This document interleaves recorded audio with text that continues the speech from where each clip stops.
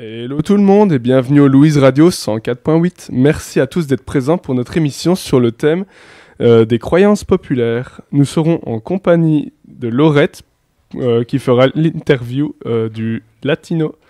Ensuite nous aurons Isor qui fera le jeu de Qui a dit ça ? Hello. Et ensuite nous aurons Luna qui fera une chronique sur l'effet de la vérité illusoire. Hello, moi c'est Luna. Enchantée Luna. Ensuite, pour clôturer cette première heure, nous finirons par Rulio qui nous parlera des théories du complot qui deviennent des religions. Ensuite, pour la deuxième heure, nous aurons Talia qui nous fera une chronique sur l'interview du Breaking Out Band, un groupe de rock venu d'Arlon. Ensuite, nous aurons Lila qui nous fera une chronique sur ce que nos parents nous ont fait croire et que ça passait. Et après, nous aurons Nathan qui nous fera une chronique sur la théorie platiste. Et pour finir, nous finirons sur Baptiste et les croyances au sein de la famille. Je vais donc vous laisser sur de la musique.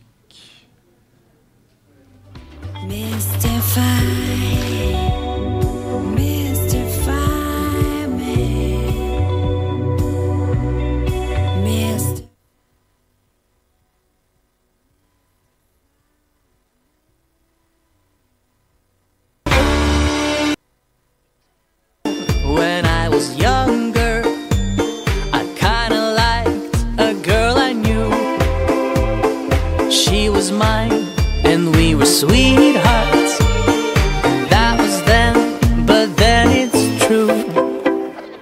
I'm in love with a fairy tale, even though it hurts. 'Cause I don't care if I lose my mind, I'm already cursed.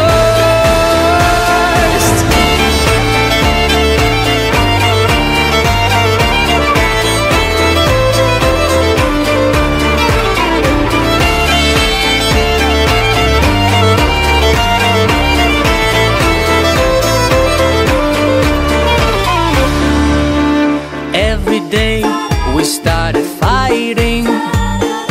Every night we fell in love. No one else could make me sadder, but no one else could lift me high above. I don't know what I was doing when suddenly we fell apart. Nowadays I cannot find her, get a brand new start. I'm in love with a fairy tale, even though it hurts. 'Cause I don't care if I lose my mind, I'm already cursed.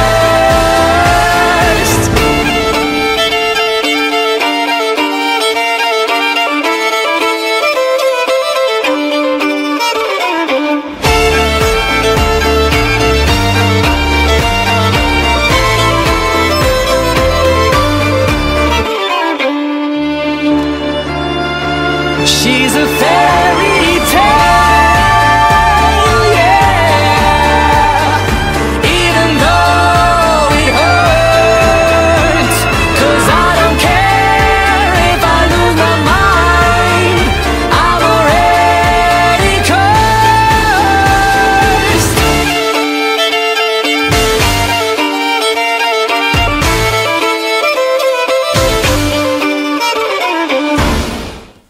Hello tout le monde, on est de retour sur le Louise Radio, le 104.8. Nous allons donc maintenant écouter le petit jeu de Isor sur Qui a dit ça ? Isor, je te donne la parole. Hello tout le monde. Hello. J'espère que vous allez bien. Très bien, et toi ? Ah bah ça va. Alors aujourd'hui je vais vous faire un petit jeu Je vous avoue que c'était compliqué de me dire qu'est-ce que j'allais vous faire d'amusant aujourd'hui. Mais j'ai trouvé quelque chose qui pourrait être intéressant. Donc voilà, en gros, je vais vous donner des phrases qui sont des croyances de certains pays. Et vous allez devoir me retrouver de quel pays il s'agit. Trop bien. Okay. Alors, petit indice déjà, c'est que ce sont des pays assez faciles, connus, que vous connaissez tous, mais c'est Europe et hors Europe. Donc vraiment, vous pouvez y aller. Donc vous n'allez pas avoir le Ouzbékistan, quoi, par exemple. On est rassurés. Ça on l'aurait va pas dit de toute façon. Et est-ce que vous êtes ready pour le qui a dit ça? On est ready. Alors, première phrase. Si un oiseau vole dans ta maison, cela signifie que la mort est proche. Ça doit pas être un pays joyeux. C'est dur, c'est un oiseau vole dans ta maison. Un pays d'Asie? Ouais. Non. Non. Si je vous donne un petit indice, c'est en Europe. Ah, c'est en Europe. Ok. Est-ce qu'on a une chance de trouver sur base de la phrase en se disant, est-ce que c'est en Grèce? Faut vraiment connaître pour savoir. Non, c'est pas en Grèce. Alors ouais, c'est vrai qu'elle est compliquée. En fait, elles vont être compliquées, mais c'est pas grave. J'ai la petite explication après, donc voilà. Bah moi je sais pas. Si vous donnez votre langue au chat, no stress. Pour le premier, allez. Eh bien, étonnamment, c'est l'Italie. J'ai failli le dire, mais je me suis dit non. Ah, t'aurais dit. Mais du coup, en gros, dans plusieurs cultures, les oiseaux, notamment les corbeaux ou autres oiseaux noirs, sont perçus comme des présages de mort ou de malheur. Okay. Et probablement parce qu'ils sont associés à des lieux de mort comme les cimetières ou les champs de bataille. Et en Italie, la croyance que voir un oiseau entrer dans la maison annonce un malheur ou la mort. Et c'est enraciné dans cette symbolique ancienne, en gros. Moi, le nombre de fois, j'ai une grande véranda où quand on laisse la baie vitrée ouverte en été, il n'y a que des oiseaux qui rentrent. Je verrai plus jamais la même. J'espère que c'est pas des oiseaux morts. Et l'hiver, ils se prennent la véranda comme la moi, c'est pareil. Bah ouais. Grande fenêtre, les oiseaux, ils foncent dedans. C'est que vos vides sont bien nettoyés. Hein. C'est un bon point. Alors, deuxième phrase. Balayer les pieds de quelqu'un signifie que cette personne ne se mariera jamais. Oh. Balayer les pieds. Genre, tu lui frottes les pieds? Qui fait ça déjà? Ouais. C'est... Ouais, tu dois lui frotter les pieds, genre un peu comme je dirais, un peu comme Jésus, hein. Enfin, j'imagine, hein, où tu lui laves les pieds. C'est peut-être un indice. Un pays asiatique? Non. Et vous aimez trop les pays asiatiques? Ouais. Mais et non. Philosophe. Non, c'est hors Europe. Et Amérique latine. Ouais, on est tout près, ouais. On y est tout près. Argentine. Non. Voilà. Alors là. Comme je vous ai dit, c'est des pays assez faciles, donc. Chili. Brésil. Ouais, Brésil. Bien joué. Alors, pour la petite histoire, cette superstition brésilienne vient de l'idée de balayer les pieds d'une personne qui l'empêche d'avancer dans sa vie. Donc, de balayer sa chance en amour ou de perturber son destin. On pense que cela pourrait avoir des origines symboliques, balayer les pieds étant perçu comme un geste qui porte atteinte à la dignité ou à la stabilité de la personne, l'empêchant de se poser dans une relation stable. Eh ben, ok, intéressant. Donc voilà. C'est drôle d'apprendre ça, ouais. Ils ont été chercher loin, la veille des connes. Ouais, hein, bah écoute, les croyances, ça peut partir de tout et n'importe quoi. Ça, Donc voilà. Bon, troisième petite phrase. Il y en a 5, donc vous inquiétez pas. On va pas prendre trop de temps, même si on adore jouer.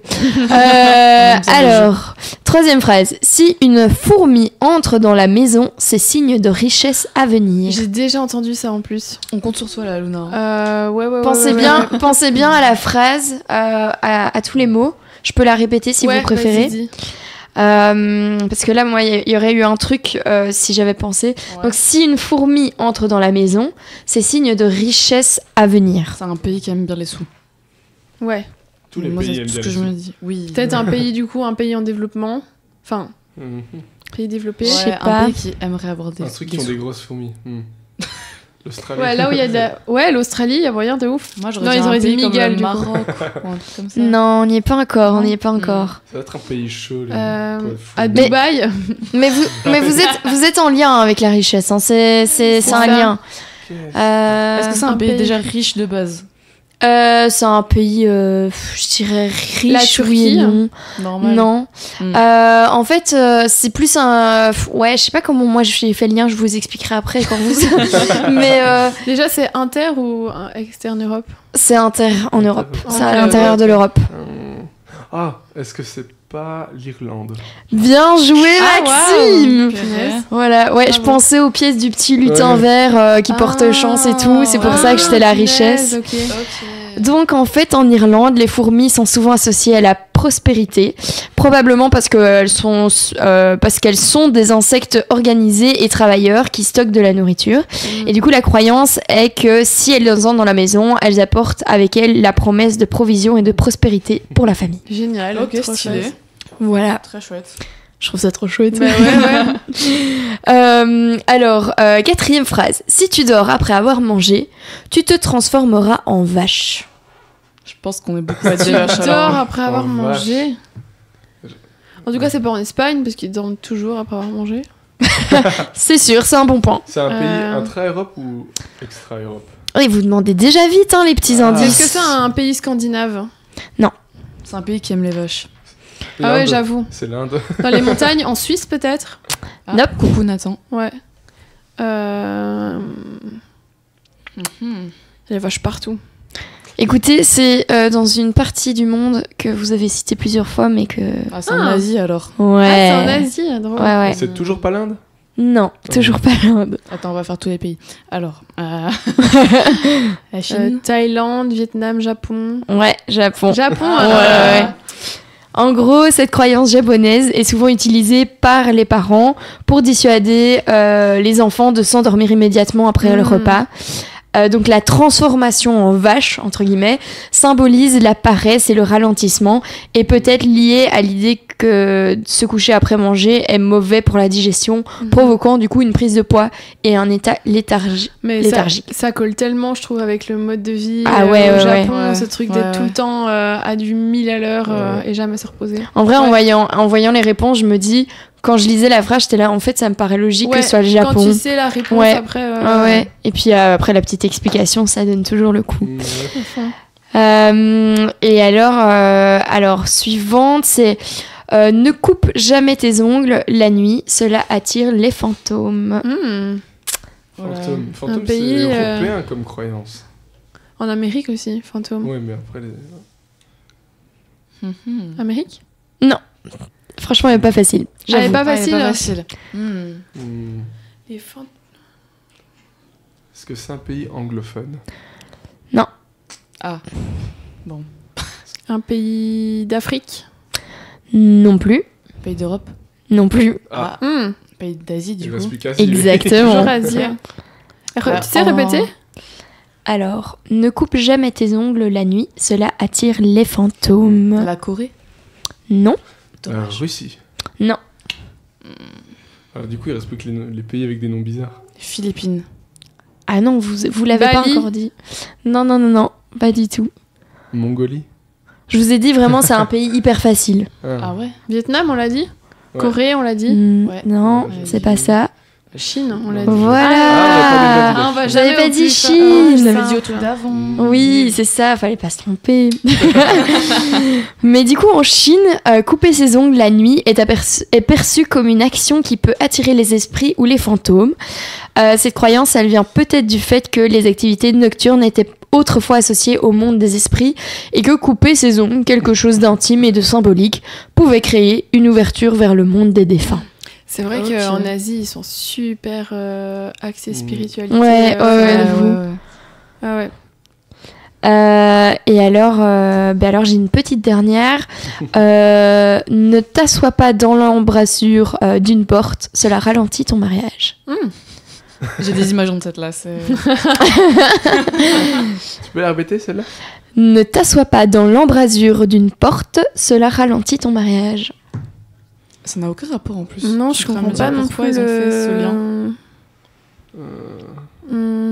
C'est trop bizarre pour que c'est européen. Un pays qui kiffe du coup. Enfin, non, pas tous les pays kiffent les mariages, mais. Bah, les mariages, en tout cas dans ce pays, sont grandioses, quoi. Allez, Ok, c'est Bollywood, un truc comme ça. Ouais, C'est j'allais dire l'Inde. pareil. Euh, Non? C'est pas l'Inde. Ou alors je me trompe peut-être, mais pour moi c'est un pays où les mariages sont quand même assez sacrés, quoi. C'est un pays africain? Non. Afghanistan? Non. Oula. Moi, Je me tape le nez dans le micro, plus rien ne va. Des pays avec des mariages. Ouais. Pour moi, c'est tout ce qui est africain ou alors asiatique. Mais... Ouais. Ouais. En Inde, moi j'ai pareil, j'ai le Bollywood en tête Bah ouais. aussi avec Et dans des grandioses, mariages grandioses. Bah ouais, genre c'est un peu le même style, hein, dans le même style peut-être de culture, mais je j'ai pas donné plus Où d'indices. est-ce qu'il y a des grands mariages? Au Maroc, ils font des grands mariages? Non, je pense Si vous donnez votre langue au chat, je vous l'ai Ouais, dit. hein. vas-y, dis. C'était la Turquie. Ah, ouais, ok. Ouais. Ok, ouais. Je sais pas si c'était bon comme indice ou pas. Ah, si, en Ouais, vrai, oui. Eh ben en gros, donc je répète la phrase, ne t'assois pas dans l'embrasure d'une porte, cela ralentit ton mariage. Son explication, c'est clairement qu'en Turquie, s'asseoir dans l'embrasure d'une porte, un lieu de passage, est perçu comme un obstacle au mariage. Cette croyance découle probablement de l'idée que les portes représentent des transitions. Elles restent bloquées entre deux espaces, rester bloquées entre deux espaces, est interprété comme un signe d'immobilité et de stagnation. Un mauvais présage pour quelqu'un qui aspire à avancer dans sa vie amoureuse. Waouh. Ok. Ouais, ça a du sens. Et voilà, bah pour moi c'est fini le petit jeu de du radio. Merci donc, Isor pour voilà. ce petit jeu super Merci cool. beaucoup Isor. Bah dessus, je vais vous laisser sur une musique qui s'appelle Dumb Ways to Die.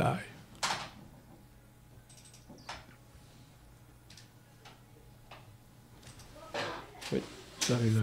Fire to your hair, poke a stick at a grizzly bear, eat medicine that's out of date, use your private parts as piranha bait. Dumb ways to die, so many dumb ways to die.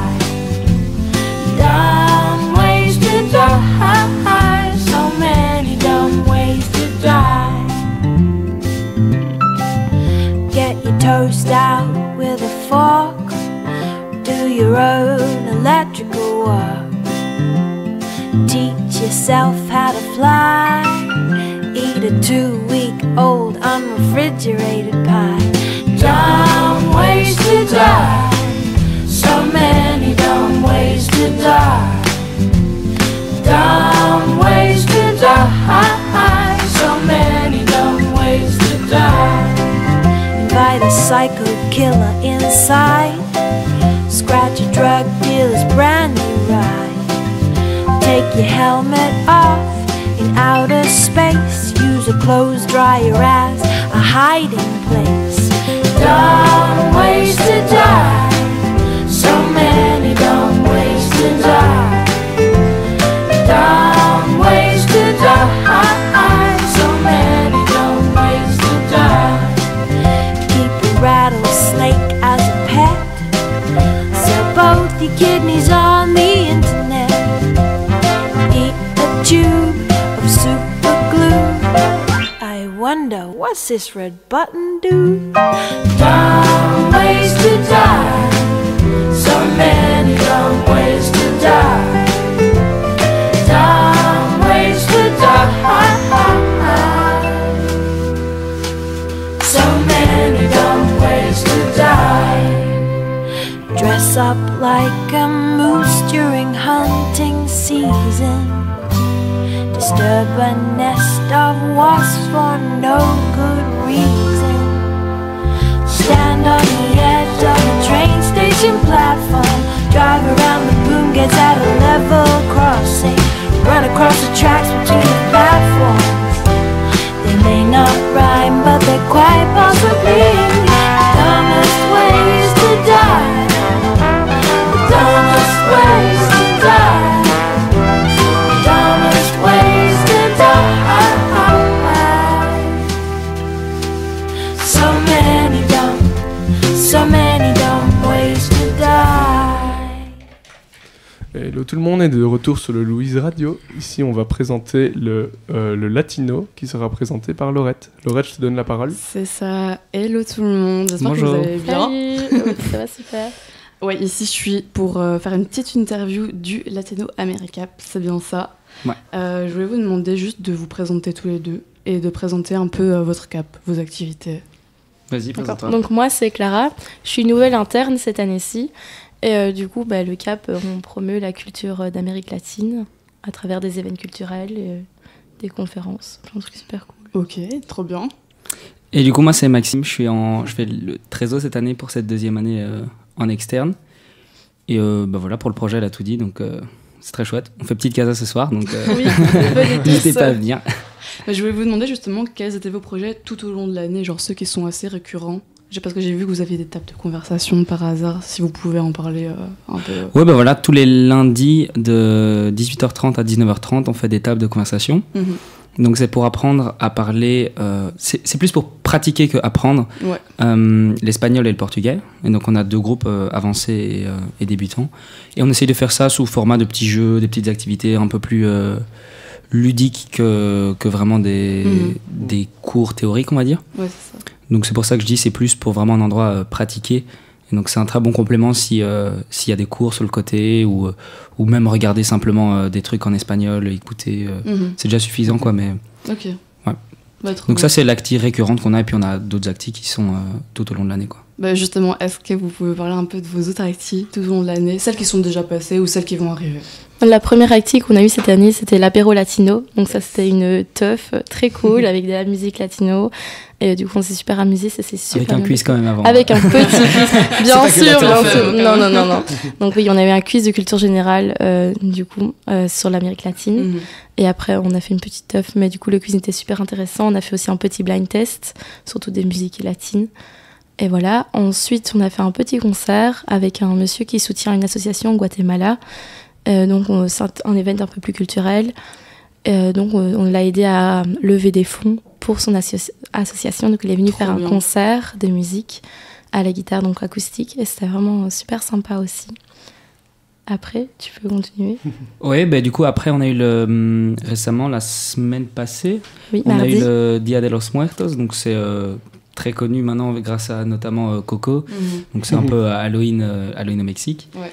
Et c'était la première fois qu'on faisait cette acti cette année. Et donc j'étais un peu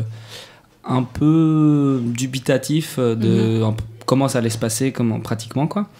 Et on a eu beaucoup de monde. Enfin, on a atteint le maximum qu'on avait mis. Trop chouette, donc c'était vraiment cool. Tout s'est bien déroulé. Les gens, on a eu globalement des bons retours. Donc j'imagine certains qu'on le refera l'année prochaine. Trop chouette. Donc franchement de très bons retours pour cette nouvelle acti.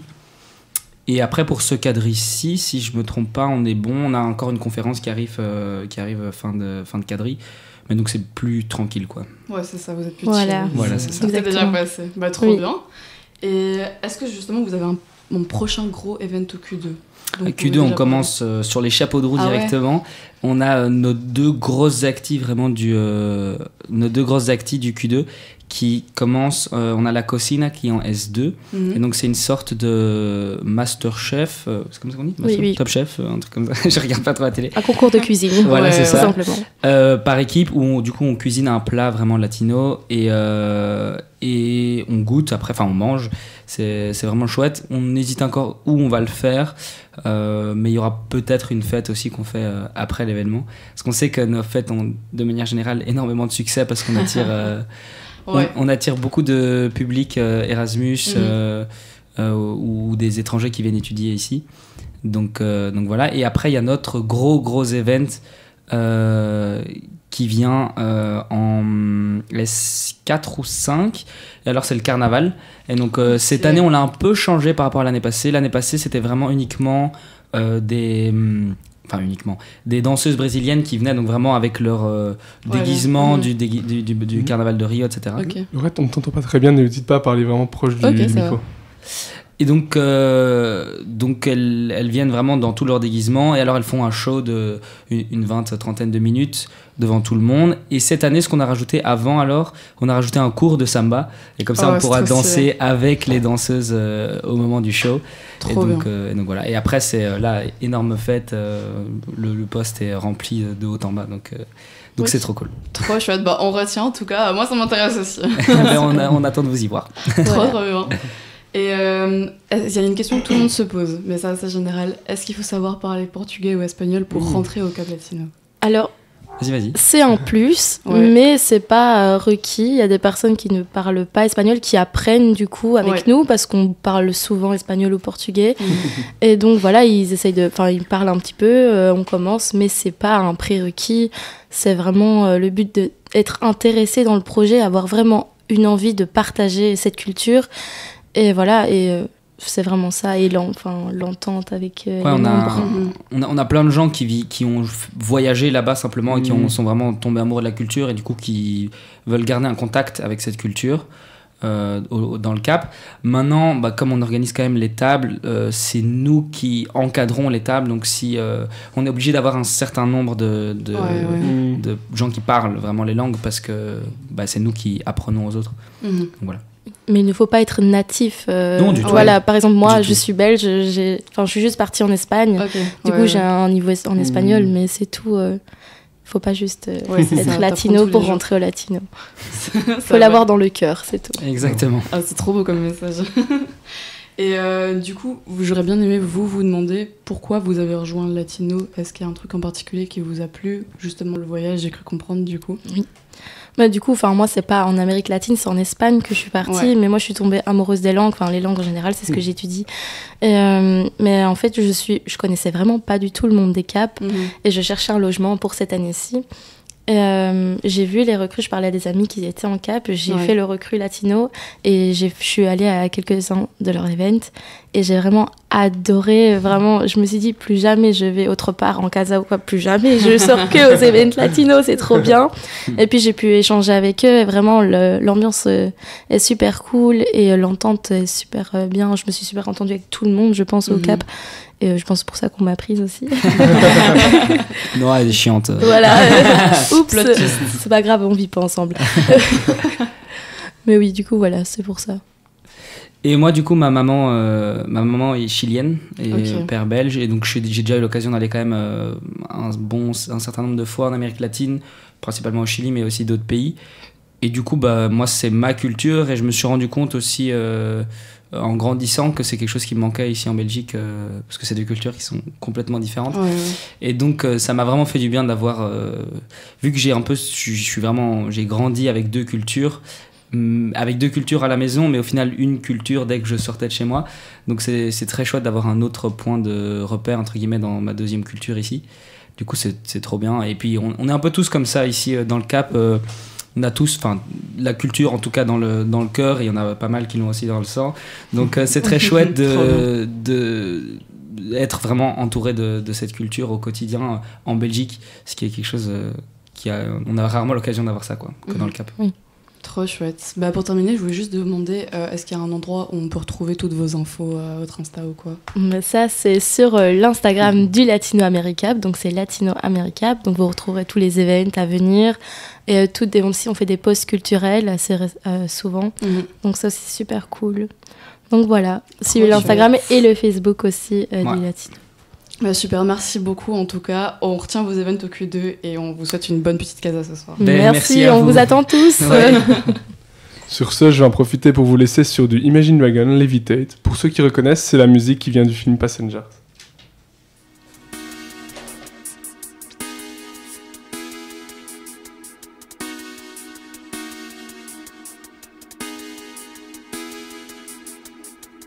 It's so much on my mind, I don't know where to start. It's that light in your eye, filling up that dark. Though I lost myself, I know it's not the end. You're my shooting star, you make my heart ascend.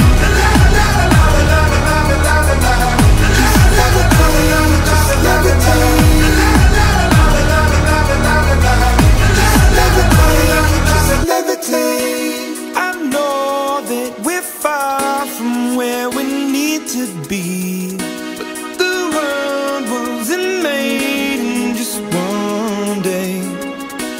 Though our journey's long, I know our love is strong. You're my shooting star, I'm flying high above. Just levitate, just levitate.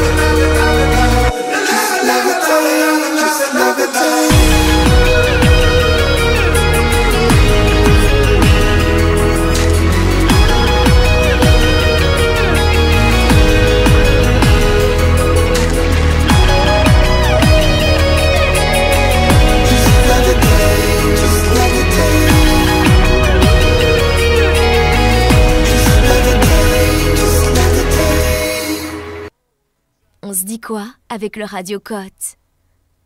On se dit quoi avec le Radio Cote? On se dit quoi chaque mercredi? Bonjour tout le monde, on est de retour sur le Radio Cote. Ici, on va écouter Luna qui va nous parler de sa chronique sur l'effet de vérité illusoire. C'est bien ça, oui, qu'on appelle aussi l'effet de vérité induit par la répétition. Alors, qu'est-ce que c'est? On va parler ce soir d'un biais cognitif fascinant et assez troublant, donc l'effet de vérité illusoire. Vous savez, ce phénomène qui fait que des gens ont élu un détraqué du ciboulot pour être leur président? Bon, je vais pas rentrer dans le débat ce soir, bien sûr, mais il s'agit d'un vrai phénomène qui fait que les gens, souvent bien instruits et pas bêtes du tout, vont finir par croire qu'une information est complètement vraie, simplement parce qu'ils l'ont entendue plusieurs fois et à après plusieurs répétitions, même si cette information est totalement fausse et que c'est obvious qu'elle est fausse.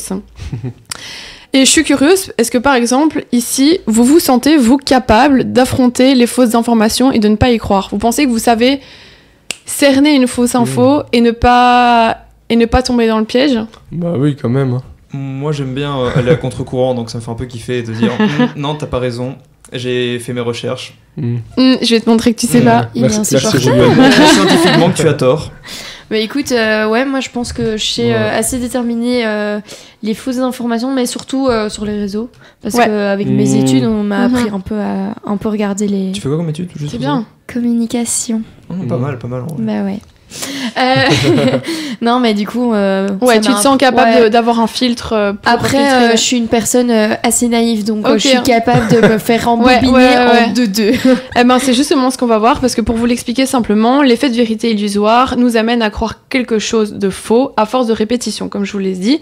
Donc, imaginez, si vous aviez entendu 1 million de fois que la vitamine C prévenait le rhume, eh ben, vous finissez par y croire et prendre vos cachets de vitamine C tous les hivers pour prévenir votre rhume.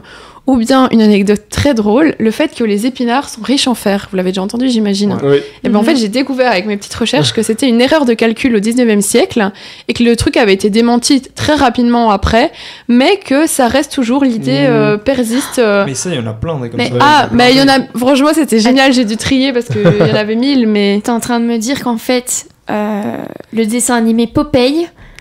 Non. Tout est basé là-dessus. Non, désolée. Ah non, un gâchis. Après, je sais pas si dans Popeye, je regardais, mais est-ce qu'il parlait vraiment du fer dans le... J'ai pas l'impression qu'il parlait du fer, mais je pense que ça faisait référence à ça. Ça faisait référence. Dès qu'il prenait des épinards, il avait beaucoup plus de force. Ouais. Et quand t'as plus de fer, t'as beaucoup plus de force. Attends, du coup, là, on vient de dire que les épinards donnent du fer et le fer donne de la force, alors qu'on n'est pas... Ouais, c'est pas vrai que les j'avoue, épinards donnent du fer, on exactement. n'est pas sûr que le fer donne de la force. Mais tu vois, Donc il y a des idées reçues finalement. T'adores contredire tout. Et d'autres choses aussi, je suis sûre que vous avez déjà entendu, même à l'approche des élections, etc., notre ville devient de plus en plus insécure, et quand bien même vous avez jamais eu le sentiment, quand vous baladant, je sais pas, dans votre bled, elle devenait moins sécurisante, et ben quand même vous allez finir par y croire et potentiellement avoir peur. Moins sûr. Et... Moins sûr. Ah ouais, j'ai dit moins quoi? Sécurisante. J'adore inventer des mots sur base d'un mot qui existe et rajouter quelques voyelles. Non, mais du coup, l'idée, c'est de savoir pourquoi ça marche. Et en fait, le truc, c'est que dès qu'une information devient familière, elle est plus facile pour notre cerveau à traiter. Et du coup, ça la rend beaucoup plus crédible.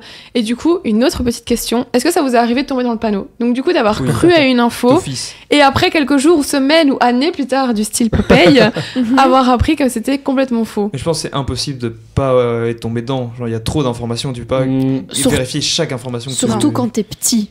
Ouais. Genre évidemment, je pense que la plupart des derniers ont déjà vécu ça, c'est l'histoire de je suis adoptée. Ouais, de ouf. La grande sœur qui te fait croire. Big up pour les deux grandes sœurs. Hein. Mais même maintenant, j'ai l'impression qu'il y a tellement d'informations dans tout que tu veux pas vérifier chacune des informations que tu reçois. Après, tu peux prendre l'information, mais sans la prendre pour vérité contente, quoi. Je sais pas. Est-ce qu'après un petit moment, tu dis pas putain, j'ai quand même souvent des rhumes, je vais quand même prendre ce petit cachet de vitamine C. Moi, je crois que inconsciemment, tu dis, y a pas de fumée sans feu. Peut-être que s'ils l'ont dit une fois, c'est que c'est vrai. S'ils l'ont dit 18 000 fois et tout le monde le fait. Mais le truc, c'est que, après, vous allez comprendre, je vais vous expliquer un peu pourquoi j'ai choisi de parler de ça. T'as posé ton thème d'émission, j'avais pas d'idée. Et j'adore faire mes chroniques un peu en rapport avec le contexte actuel et souvent un contexte social. Et bien sûr, ma petite blague du début, elle était pas pour rien, c'est parce qu'on est dans un contexte où les élections aux États-Unis sont passées. Et en fait, depuis les élections présidentielles en 2016 aux États-Unis, c'est là qu'est née l'expression fake news, qui est devenue super. Enfin, c'est là qu'elle est devenue super populaire plutôt. Et du coup, qui désigne des informations fabriquées et promues pour tromper le public dans l'optique d'y retirer un gain. Ouais. Et du coup, en fait, cet effet de vérité illusoire, elle touche pas seulement des petites choses et des petites infos du quotidien du style nos épinards, il y a quand même des grosses répercussions bien plus grandes que ça. Par exemple, comme tu l'as dit, avec la montée des réseaux sociaux, des informations fausses peuvent se propager très vite et ça peut devenir un réel danger parce que certaines campagnes politiques vont se baser sur la répétition d'informations fausses pour influencer l'opinion publique. Et c'est d'ailleurs vraiment pas nouveau parce que notre horrible moustachu, dont je ne prononcerai pas le mot à la radio... Pourquoi tu as dit notre ? L'horrible moustachu, dont je ne prononcerai pas le nom, ben en fait, il pratiquait cette technique à la merveille, cette technique de manipulation. Parce que, je le cite, les slogans doivent être répétés avec persistance jusqu'à ce que le dernier individu ait compris l'idée. Bon, je vous laisse imaginer les pratiques qu'il faisait à côté pour ancrer l'idée dans la tête des gens. Mais du coup, c'est vraiment dans l'idée que lorsqu'un politicien répète des absurdités évidentes encore et encore, en fait, on ne devrait pas tout simplement lever les yeux au ciel et considérer que c'était une gaffe parmi tant d'autres qu'il avait dit. On devrait vraiment arriver à reconnaître que c'est une stratégie politique délibérée et volontaire de leur part. Mais est-ce qu'il y a un politicien qui l'utilise pas ? Non, c'est pas mais c'est cata. Tu peux pas. C'est cata. Et même en tant que politicien, j'ai l'impression que tu peux pas avoir tout le temps des chiffres exacts à tout ce que tu dis, donc tu fais un peu des approximations. Ouais, mais en fait c'est ça qui est chiant, c'est parce qu'en fait la politique c'est une science sociale, mais j'aimerais tellement vivre dans un monde où la politique c'est un peu comme en science. Vous voyez, quand t'es scientifique, t'écris un papier scientifique, si tu as fait une erreur, donc si t'as dit un mensonge dans ton papier scientifique, t'es réduit à néant, t'as plus aucune notoriété, t'es plus du tout reconnu en tant que scientifique. Et si seulement en politique c'était pareil, du moment où tu dis une connerie et que t'affirmes une vérité en disant que c'en était une alors que c'est pas vrai, suivant. Ça n'a pas marché avec Donald Trump, parce que les fake news, il les collectionne. Ouais. En vrai, j'ai pris lui en exemple, mais même dans nos petites campagnes et dans nos villes, c'est sûr. C'est partout pareil. Je pense que Trump, c'est l'exemple où tout le monde est à peu près d'accord sur le fait que c'est pas n'importe quoi. Je l'ai pris pour donner un côté dramatique, mais... Après, personnellement, moi, depuis que ce mot est sorti, c'est vrai que le fake news, je l'associe à Donald Trump. Ouais, genre vraiment, pour moi, en image, c'est Donald Trump. Oui, et en plus... C'est lui qui a rendu ce mot-là si populaire. Bah du coup c'était bien avant parce que je disais c'est pendant les élections en 2016. Bah oui, bien vu. Ouais, non, c'est clair. Et qu'est-ce que j'allais dire du coup ? Ouais, et surtout c'est comme tu l'as dit en début de chronique et je voulais demander, on est sensibilisé à ça. J'ai l'impression que depuis petit, on nous le dit, depuis qu'on est sur les réseaux sociaux. Bah, même l'école, Petite question, maintenant qu'on est en train de parler de... On entend beaucoup des choses et du coup on les répète. Ouais. Pourquoi Donald Trump est si méchant ? Parce que t'as entendu 1000 fois qu'il est méchant ? Non, je pense que du coup... Psychologie inversée. Est-ce que t'as une liste d'arguments qui dit pour ça, c'est une mauvaise personne ? Ouais. Est-ce que tu veux que je les dise à la radio ? Tu l'as sorti dans une chronique au même titre qu'un monsieur moustachu, donc c'est quand même, tu le places haut dans la méchanceté. Après, le monsieur... Non, ça c'est vrai, je suis d'accord. Après, le monsieur moustachu, je pense qu'il a fait ses preuves. Il a fait ses preuves. Et Donald Trump, est-ce que je... Parce qu'il dit des dingueries, mais... Tu vois, est-ce que c'est pas parce qu'on entend tout le temps ? T'es au courant qu'il fait partie d'une île ? Ok, je parle de ça. Sorry, lui. Ouais. Bah attends, mais Obama aussi il était sur l'île, non ? De qui ? Barack Obama. L'île, donc c'est une île, c'est près de Los Angeles, où c'est clairement un réseau de pédophilie et de trafic d'enfants. Et enfin bref, moi j'avais déjà vu un reportage que Donald Trump il l'a jamais démenti d'ailleurs, qu'il était proche de ce genre de choses. Puis même, je suis pas là pour de toute façon faire le procès de ce type. Il y a pas d'histoire en mode Obama aussi participe aux soirées de P. Diddy, machin. Ouais, non mais de toute façon je dis pas que c'est le seul crétin sur Terre, loin de là. Est-ce que c'est une fake news ou pas ? J'ai pas l'impression. Ouais, c'est ça. C'est ça. Après, n'ayez pas peur, faut pas qu'on commence à plus rien croire non plus. Mais c'est juste un peu ce truc de la petite conclusion, c'est arriver à développer un esprit critique est finalement essentiel.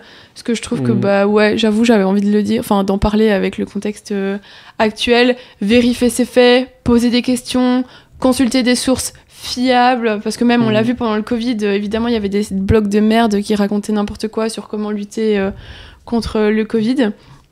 Mais voilà. Et est-ce que vous avez des astuces pour lutter ou pour vérifier vos petites infos douteuses du style... ChatGPT, hein. Ouais, genre Mais même ça. J'ai même l'impression que c'est chaud de vérifier tes sources parce que c'est chaud de trouver des sources fiables. Ouais, Genre même les sites du gouvernement ou les médias traditionnels, ils ont tous un truc derrière. Soit ils sont financés par un certain mec et du coup le certain mec il veut avoir une certaine DA. Même le gouvernement, parfois il veut pas... J'ai l'impression qu'il y a toujours une influence. Personne n'est 100%... Objectif, neutre, ouais. Personne n'est neutre. Ouais.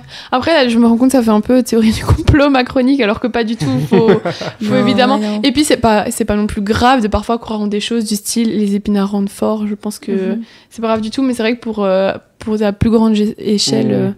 C'est plus si jamais on fait une action derrière, peut-être vérifier un petit peu si sur ce quoi on se base pour faire l'action. Ouais, non, carrément. Vérifier. Sinon, on croit ce qu'on veut, mais c'est plus l'action. Non, après, moi, je trouve que ce qui est vraiment important, c'est qu'on puisse enseigner ça dès le plus jeune âge, parce qu'en fait, de plus en plus, les jeunes, ils ont leur téléphone en main, donc ils ont plus accès plus vite aux réseaux sociaux. Et donc, accès aux réseaux sociaux, ils vont voir tout ce qu'il y a sur les réseaux, parce qu'ils sont pas, entre guillemets, éduqués, ils n'ont pas appris à comment gérer les réseaux sociaux. Moi, je me souviens, j'ai eu mon premier téléphone, j'avais 14 ans, c'était un truc à touche, et puis j'ai eu un tactile. Et là, j'ai commencé à aller sur les réseaux sociaux, mais ça commençait seulement vraiment à prendre en grade, et mes parents, ils savaient pas ce que c'était. Donc, voilà.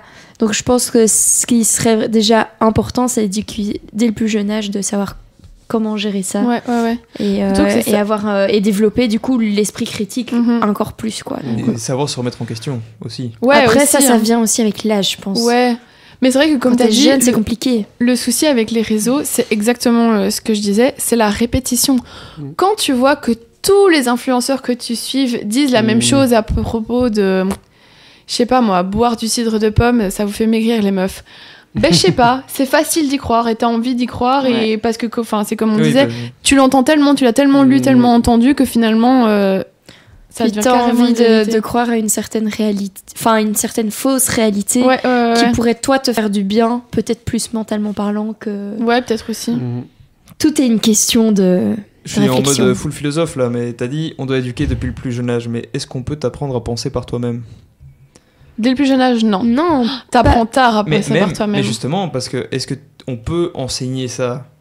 Tu peux enseigner. Parce que penser par toi-même, justement, quelqu'un d'autre ne peut pas penser pour toi. Si, je pense que pour moi, apprendre à penser par soi-même, c'est laisser l'espace aux enfants de penser par soi-même. Donc, c'est-à-dire, j'ai pas d'idée en tête, mais des parents qui vont imposer leurs idées pour plein de trucs, hein, j'ai envie de dire les vêtements, ce que tu vas manger, plus tard les options à l'école.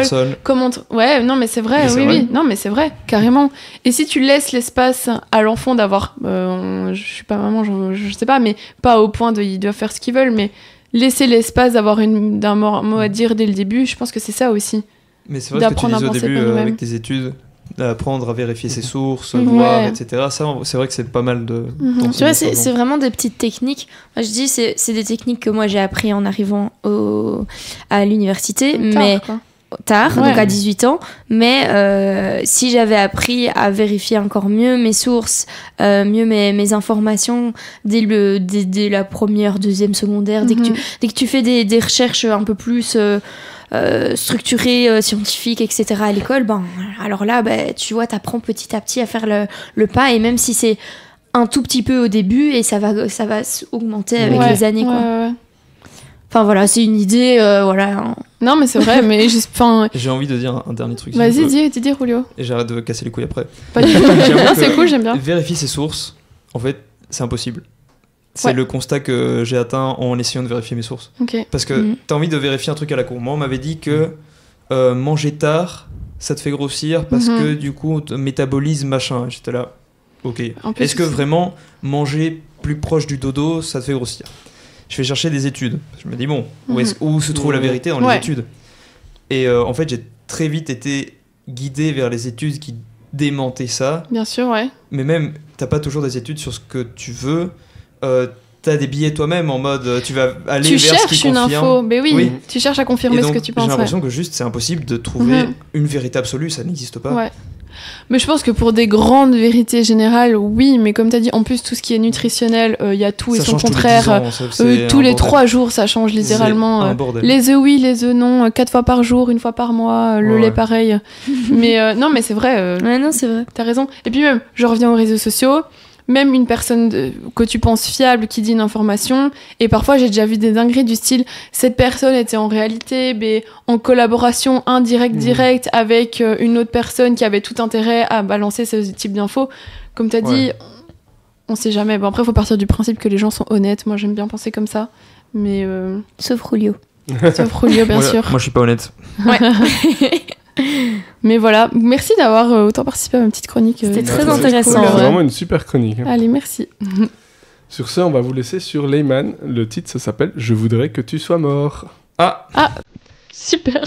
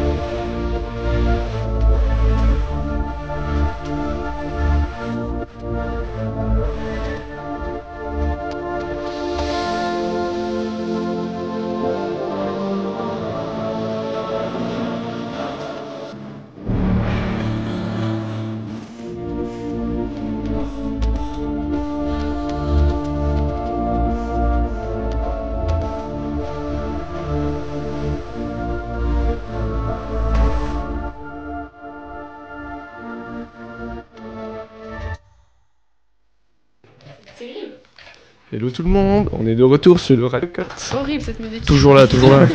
Moi j'aime beaucoup cette musique.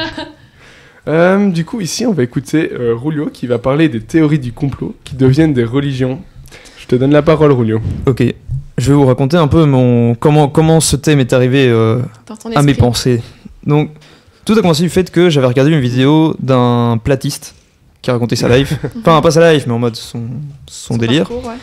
Et je me suis dit, attends, on dirait vachement un discours religieux ce qu'il dit. Genre, t'avais vraiment des croyances, et le type il disait, attends, mais ça, non, parce que en fait, on aurait vraiment dit un discours religieux. Et donc, en tant que bon chercheur, on parlait d'esprit critique avant, j'étais sur Wikipédia et j'ai tapé théorie du complot. En fait, c'était super intéressant et ça a un peu confirmé mon hypothèse de base. Donc, je vais vous expliquer un peu le déroulé. Les théories du complot, apparemment, on sait pas trop quand ça a commencé, mais la première trace écrite concrète qu'on a d'une théorie du complot, ça date de la Révolution française. Ok. Il n'y en a pas avant. On n'a pas de trace écrite en tout cas d'après Wikipédia. Ouais, c'est vrai que moi j'aurais pensé plus avant, mais ouais, ok. Mais en mode vraie trace écrite, c'est ça. Et il disait que la Révolution française était provoquée par les francs-maçons. Donc ça, c'était la première grosse... C'est déjà quoi les francs-maçons exactement ? Les francs-maçons, c'était un peu un groupe de base d'intellectuels qui se retrouvaient, mais c'est un groupe un peu caché, c'est un peu une secte. Ouais. Mais pas une secte religieuse, c'était de base, je pense, des intellectuels qui se retrouvaient, qui faisaient des petits rites. C'était un peu un cercle. Qui contrôlait le monde, non? Bah, pas vraiment. Mais vu que c'était des intellectuels et des gens. Oui. Mais je t'avoue que je m'y connais pas trop en franc-maçonnerie. Puis, l'évolution des théories du complot, il y a souvent. On explique des tragédies. C'est souvent des tragédies. Et en plus, c'est marrant parce que t'as des courants. T'as le courant juif. À un moment, tout était les juifs. La peste noire, tout ça, les juifs empoisonnent les puits, les juifs font ça, les juifs font ça, les juifs font ça. Ils avaient leur target et... Ah vraiment, jusqu'à la Deuxième Guerre mondiale quoi. Jusqu'à la Deuxième Guerre mondiale où ça atteint son paroxysme. Deuxième Guerre mondiale. Enfin déjà, Première Guerre mondiale, il y avait un peu de ça. Deuxième Guerre mondiale, encore plus. Puis, c'est qui la nouvelle puissance? Les États-Unis. C'est qui les méchants? Les Russes. C'est qui les théories du complot? Le communisme. Les complots communistes. C'est les communistes qui ont provoqué ça, c'est les communistes qui ont provoqué ça, bam, bam, bam, bam, ça continue. Et après, ce qui est super intéressant, c'est que c'est plus genre l'ennemi, le méchant, c'est le gouvernement le méchant. Ça commence à être les gouvernements nous empoisonnent, les chemtrails, les gouvernements ils mettent, tu vois les traces des avions qu'ils laissent. Ben, c'est les gouvernements en fait, ils font exprès d'empoisonner le peuple avec ça, le gouvernement. Mais les théories du complot par rapport au gouvernement, j'en entends peur, mille. Ouais, ça fait peur. En vrai, ça fait peur. Bah, mais souvent, c'est ce qui permet aussi de justifier le malheur qu'on a maintenant. Bon, Ouais, c'est le gouvernement, on peut rien faire, c'est ça. vous. Et on revient en lien avec ta chronique. Ouais, Est-ce que c'est vrai ou pas? Mais donc, il y a toutes ces choses, et puis quand tu commences à analyser un peu, tu dis ok, la religion, c'est quoi le principe de base? Il y en a toujours eu. C'est souvent expliquer des choses compliquées avec des réponses simples. Pourquoi les récoltes étaient mauvaises cette année et qu'on crève la dalle? Parce que le dieu machin était pas content. Pourquoi est-ce qu'on a décimé mon village? Parce que Dieu donne ses combats les plus rudes à ses meilleurs soldats, je sais pas quoi. Pourquoi ma mère est morte? J'ai peur de la mort, qu'est-ce qui se passe? Ben, après, tu vas aller au paradis, etc. Donc déjà, là, tu as une première explication de la religion. Et quand tu regardes, si tu fais un peu un parallèle, là, j'avoue que j'extrapole peut-être, mais ce début des théories du complot arrive aussi avec le début de la rationalisation, les sciences... le déclin de la religion. Et donc, je me suis dit, attends, est-ce que les théories du complot, ce serait pas un peu une façon de remplacer la religion? Au lieu de dire, c'est Dieu qui a provoqué la peste noire parce qu'on est des vilains, fouettons-nous, c'est les Juifs qui ont provoqué ça. C'est eux. C'est vrai que j'ai jamais pensé à ça. Maintenant que t'as plus la raison divine, sur qui on met la faute, un groupe de gens cachés, les francs-maçons, on sait pas ce qu'ils font, ils sont bizarres, c'est eux. Un groupe de gens avec qui sont différents, les juifs. Puis, le deuxième courant, super intéressant, l'instrumentalisation de ça. Parce que souvent, les religions ont été instrumentalisées. Le pape qui dit on va aller faire des croisades pour conquérir des territoires, machin. Ben là, c'est nos ennemis, les communistes, c'est eux la faute de tous les problèmes. Et du coup, tu retournes un peu le peuple contre un certain groupe. Et puis, quand tu fais un peu tous ces liens, donc on voit des explications simples à des problèmes compliqués. La Révolution française, c'est quand même un truc c'est un délire. Tout un peuple qui se retourne contre des dirigeants, bah, c'est les francs-maçons. Parce que c'est plus simple d'expliquer ça que de dire que tout le monde... Enfin, d'expliquer des trucs super complexes. Mais oui, si je peux t'interrompre, mais c'est vrai que du coup, moi, ce genre de choses, ça m'intéresse de ouf. Et c'est vrai que j'avais déjà vu, en fait, l'être humain est incapable que quelque chose ne repose sur rien. Donc c'est exactement ce que tu dis. Que ce soit ta religion, que ce soit t'as envie de le lier aux astres, à l'astrologie, t'as envie de le lier au karma, t'as envie de le lier au hasard. Le hasard reste quelque chose sur lequel tu vas mettre une réponse. Et du coup, je vois plein de liens avec ce que tu dis, c'est que de nouveau, si la personne se relie ni à la religion, ni à un hasard, ni à d'autres croyances, t'as toujours besoin de trouver une réponse, quelle qu'elle soit. Faut un responsable, ouais, c'est ça. Et ça peut pas être genre... Ah, mais souvent j'ai l'impression que le hasard justement... C'est un peu quand t'as envie de... Parce que souvent c'est pas en mode ah c'est le hasard ou c'était un fou qui a fait ça. Dernièrement les théories du complot c'est surtout des assassinats. Ça pouvait pas être un accident. Ça peut pas être un hasard. C'est la famille royale qui a décidé la mort de Lady Di. C'est c'est le CIA qui a décidé de tuer Kennedy parce qu'il voulait faire ça. C'est à chaque fois en mode tu mets un peu... Bon l'assassinat de Kennedy c'est clairement l'assassinat mais en mode un accident ça peut pas arriver. C'est trop bizarre, il y a quelque chose derrière. Par contre, le point un peu marrant, rien à voir avec ce débat religion et théorie du complot, c'est les théories du complot qui finissent par être vraies. Genre, une théorie du complot, c'était que les gouvernements nous écoutent tout le temps. Ouais. Et les vrai gens, ils disaient, bah oui, c'est vrai. Il y a un type qui est... Je vais mettre des téléphones. Il y a un petit monsieur appelé Edward Snowden, si je me trompe pas, qui travaillait à un service des États-Unis et qui a dit, bon les gars, on écoute tout. On sait tout, on écoute tout. Genre, tout. Ouais. Et du coup, il a maintenant dû s'exiler en Russie parce que... les États-Unis n'aiment pas trop ce monsieur. Ouais. Ben non, parce qu'il a Bien déclaré sûr. des trucs qu'il n'était pas trop censé. Après, quand on dit écouter, je pense que ça, c'est de nouveau, c'est pas le bon mot. T'es pas écouté. Non, y a pas, t'as pas un agent du FBI qui écoute tout ce que tu dis. Tes données sont récoltées tout le temps sur ton téléphone, quoi que tu fasses. Quand tu dis oh, il m'a écouté, le film dont j'ai parlé hier, il est là maintenant. Non, c'est, enfin ouais, s'il y a des liens qui se font, mais ouais. Mais ça, c'est pas caché, tout le monde le sait. Non, mais à un moment, on savait pas. Mais c'est pour ça que avant que lui, il l'ait dit, et c'était une théorie du complot. C'était en mode, on pense que. Mais jusqu'à ce que ça ait été confirmé, il y en a 2-3 comme ça qui ont été confirmés après, et puis il y en a plein d'autres, on sait juste pas. Et c'est pour ça que si par exemple on regarde une vidéo d'Harry Potter sur YouTube, on trouve des vidéos et des pubs d'Harry Potter partout sur tous nos réseaux. Ouais, après, non, ça c'est juste la publicité ciblée, ça c'est autre chose. Comment ils ont cette information, c'est ça la parce que, non, en vrai, ça c'est facile à expliquer. Il y a d'autres raisons psychologiques aussi, c'est que parfois t'as regardé Harry Potter, t'auras vu la veille, l'avant-veille, la semaine d'avant les pubs d'Harry Potter, mais tu les auras pas remarquées, t'auras pas eu ton attention à tirer dessus. Du coup, il y a beaucoup de choses qui s'expliquent comme ça aussi. C'est une question de. Puis il y a beaucoup de sites qui récoltent simplement ce que tu fais. Ouais, tes informations. Oui, bien sûr. Ce qui est effrayant, c'est quand tu dis quelque chose oralement ou que tu le penses et puis que le lendemain. Ouais. Mais du coup, dans ces cas-là, c'est généralement plus un petit tour de passe-passe. Est-ce que c'est un biais ou pas? Ça. On va devenir matrixé après cette émission. Mais en tout cas, surtout avec vous deux d'affilée, j'en peux plus. En tout cas, je trouve ça super intéressant que l'homme a besoin de se rattacher à quelque chose. Et maintenant que la religion n'est plus cet ancrage, on s'invente des histoires et imagine dans quelques années, centaines d'années, les platistes c'est une religion à part entière ou genre il y a les reptiliens je trouve ça fou. Mais je pense que pour une certaine partie des gens, et je pense en général, l'être humain a peur de l'inconnu, a peur de ne pas savoir les choses, a peur de ne pas contrôler ce qu'ils sont en train de vivre, ce qu'ils sont en train de faire, et du coup c'est pour ça que dans un certain sens ils se raccrochent, une entité obscure qui veut contrôler quelque part. Après, moi, désolée, je vais les afficher, je m'en fous.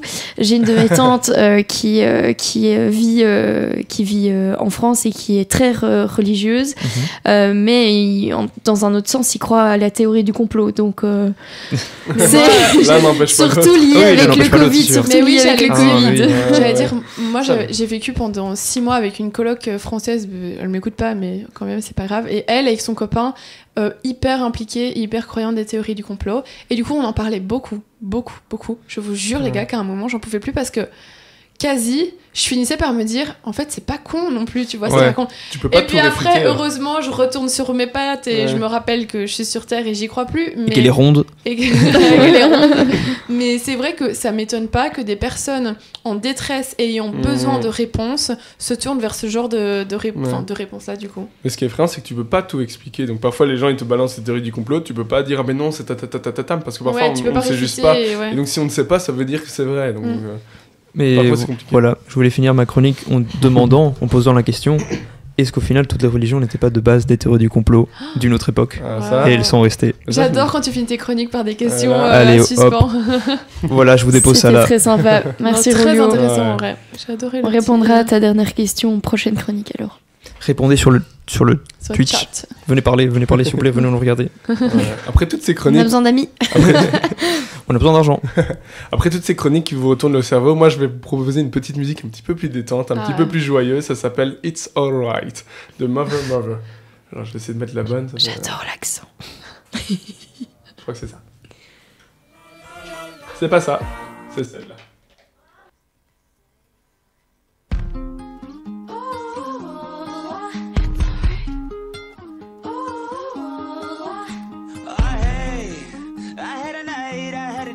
I did 1 million stupid things. I said 1 billion foolish things. I'm not okay. I got a baseball bat beside my bed to fight off what's inside my head, to fight off what's behind my meds. I'm lonely, lost in pain. It's alright, it's okay, it's alright, it's okay. You're not a monster, just a human, and you made a few mistakes. It's alright, it's okay, it's alright, it's okay. You're not gruesome, just human, and you made a few mistakes. It's alright.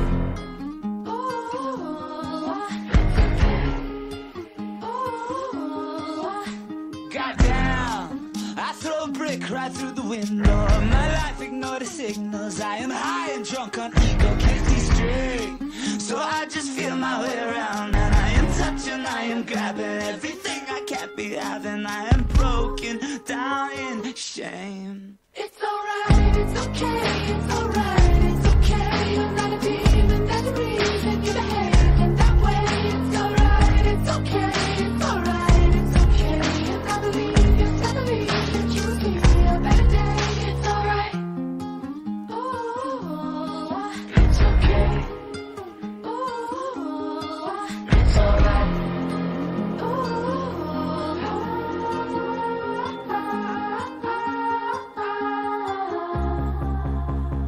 I don't wanna know who I am, 'cause heaven only knows what I find. I don't wanna know I'm not capable of coming out alive. I don't wanna see what's inside. I think that I would rather be blind. I don't wanna know I'm not capable. I'm capable. I'm alright. I'm okay, I'm alright, I'm okay. I'm not a monster, I'm a human, and I made a few mistakes. I'm alright, I'm okay, I'm alright, I'm okay. I'm not gruesome, just human, and I made a few.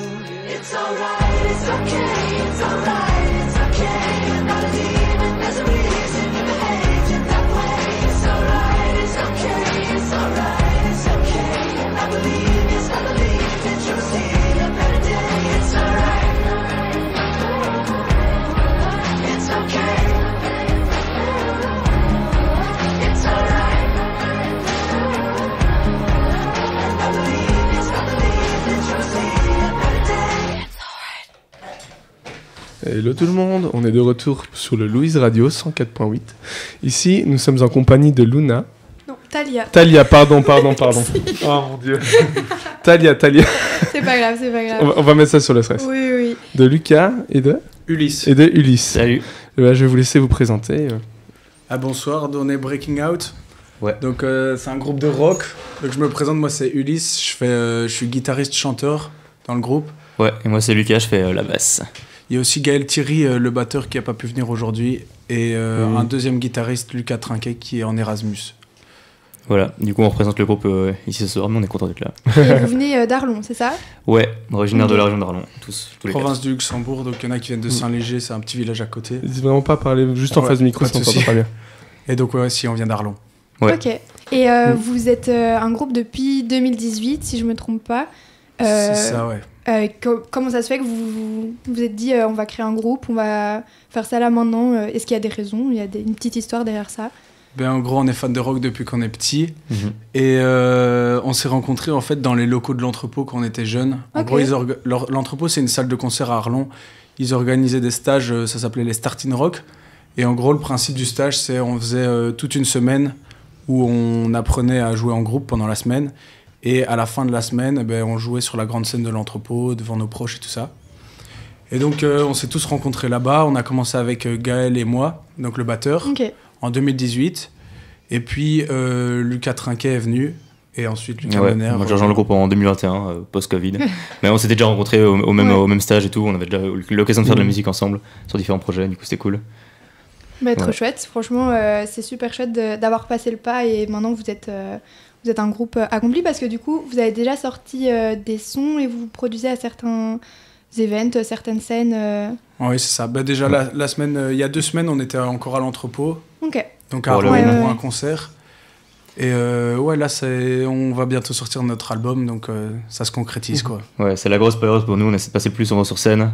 Mais on a déjà fait beaucoup de scènes, beaucoup dans la région, proche du Luxembourg, au Luxembourg aussi. On essaie de se produire ailleurs. Si des gens nous écoutent, veulent nous inviter, on est preneurs. On essaie surtout de s'exporter beaucoup ailleurs aussi. Ouais.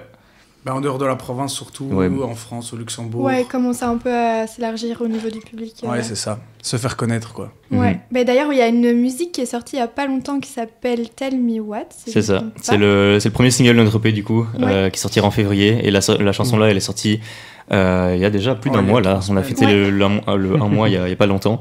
Tell Me What, du coup, premier son. Ouais. Et on a d'autres singles qui sont prévus bientôt. Normalement, le prochain pour dans quelques semaines. Voilà. Ok, on attend ça avec impatience. Puis il y en aura un 3e et enfin l'EP. C'est ça, qui comptera du coup 5 titres. Ouais. Donc deux qui ne seront pas connus avant la sortie de l'EP. C'est ça. Ok. Peut-être qu'on peut écouter, si t'as la musique, on l'écoute maintenant. Let's go, ouais. Allez, on l'écoute maintenant. C'est Tell Me What. C'est la version YouTube, donc t'as le petit intro au début, mais elle va partir. Est-ce que je peux régler ici pour aller un peu plus loin? Ça va commencer là. Tell me what you want from the edge of the nation. Tell me how to stop the fire in your chest. Tell me what you feel by getting the sensation. Tell me what you want, tell me what you need. Tell me what you feel.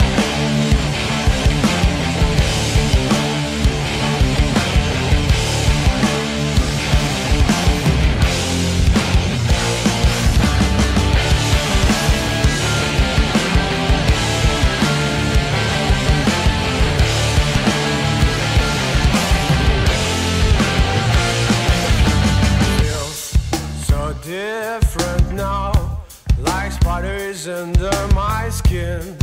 You better not bow to the confess for his sin. You lost your faith in others, being influenced by this weird slow it down. Voilà, on a écouté un petit extrait, mais on la réécoutera en entier juste après la chronique, donc je te laisse continuer. Oui, moi j'avais une petite question par rapport à cette musique ou au groupe en général. Est-ce que vous vous inspirez de certains artistes ou est-ce qu'il y a certaines mêmes influences sur lesquelles vous jouez pour écrire vos chansons ou, On a souvent, on a beaucoup écouté les mêmes choses, ouais. Mais sinon, on compose. La manière de composer, c'est souvent moi qui arrive avec des idées de mélodie, de riff. Et puis souvent tout se construit autour de ça. Et on pose ensuite les riffs de batterie, de basse, on compose un peu l'entièreté du truc, et c'est après que le chant vient en fait. C'est du coup une nouvelle Ulysse qui vient avec des mélodies, et le chant, on a déjà essayé de faire tous ensemble, mais généralement c'est surtout Gaël le batteur qui écrit les paroles. On vient avec des idées souvent, mais c'est surtout lui qui met ça en forme, parce qu'on n'est pas tous au même niveau, on a tous un peu... Enfin, nous, on a plus du mal, nous deux, pour le coup, d'écrire les paroles. En fait, c'est un exercice vraiment complètement différent d'écrire de la musique avec des instruments. Mais j'ai plus facile à écrire avec mon instrument, les mélodies et tout ça. Pour le chant, d'ailleurs, j'ai plus facile à trouver moi-même les mélodies. Et c'est souvent écrire, ça c'est vraiment beaucoup plus compliqué pour moi. Oui, c'est pas la même chose de toute façon de composer et puis d'écrire c'est ça. les paroles. Mais du coup, c'est chouette parce que chacun a son rôle dans le groupe et même si vous faites pas tout ensemble, au moins il y a vos influences. Chacun apporte son truc. Exactement. C'est clair. Ouais. Et sinon, moi je voulais savoir si vous aviez pas, à part l'EP, à part les musiques qui sortent, est-ce que vous produisez quelque part prochainement? On peut vous retrouver? Ouais, bien sûr. Le 30 novembre, fin du mois, on joue à Mex-le-Tiège, de nouveau dans la province du Luxembourg, près de chez nous, pour un gros concert quand même. Ouais, c'est un festival où il y aura même Soul en guest. Ouais. Oh, wow. Et c'est un festival pour une association, je pense. C'est ça. Il y aura aussi, on fera la première partie de Monsieur Wilson qui fait sa tournée d'adieu, ce sera leur dernier concert. Ouais, voilà. J'ai vu ça sur les réseaux. Ouais. Et du coup, c'est la première partie, c'est ça? Ouais, c'est ça. Ok, trop bien. Et dernière petite question, si vous deviez faire un feat ou en tout cas travailler avec un artiste, ce serait lequel? Ouf. Vous pouvez en choisir un chacun, mais d'accord, mais... dans le rock, ça se fait pas énormément, c'est surtout dans le rap et des trucs comme ça. Après, des premières parties, ça, on veut en faire des premières parties de groupe qui sont connus mais quand même accessibles. Là, je sais pas si vous connaissez Last Train, c'est un groupe de rock français qui a une tournée prévue en 2025, on les a contactés, on aimerait vraiment beaucoup faire leur première partie, ce serait vraiment incroyable. Ouais, ils viennent au Botanique à Bruxelles, c'est pour là qu'on les a qu'on les a contactés. Et ils viennent en 2025, c'est pas pour les Nuits du Botanique? Il y a un événement comme ça. C'est en mars. Il y a moyen. Je suis pas, je vais pas faire de la fausse propagande, mais ouais, ok, trop bien. Merci, Maxime, t'as des questions? Non, là tout de suite non. Pas forcément. Est-ce que vous voulez ajouter quelque chose? Bah là, du coup, Tell-moi qu'on va remettre après, c'est un peu la première pierre de ce projet. On espère que les gens vont l'écouter. C'est disponible vraiment partout, hein, Spotify, Deezer, YouTube Music, en fait toutes les plateformes de streaming. On a aussi sorti pas mal de choses sur YouTube suite à ça. Du coup, si vous voulez nous retrouver Breaking Out sur YouTube, on a mis le making of, on a un clip. Oui, il y a un clip quand même. Il faut regarder jusqu'au bout. Il y a une surprise. Il y a une surprise à la fin du clip. Ouais. Mais c'est quand même déjà énorme que vous ayez un clip et tout. Enfin, on je trouve ça hyper pro. Waouh, quoi. Cette musique-là, je crois que c'est la version clip que j'ai téléchargée. Oui, c'est ça. Ouais. Et c'était aussi un nouvel exercice de tourner les clips. On n'avait jamais fait ça avant, mais en vrai, on a trouvé des bonnes idées.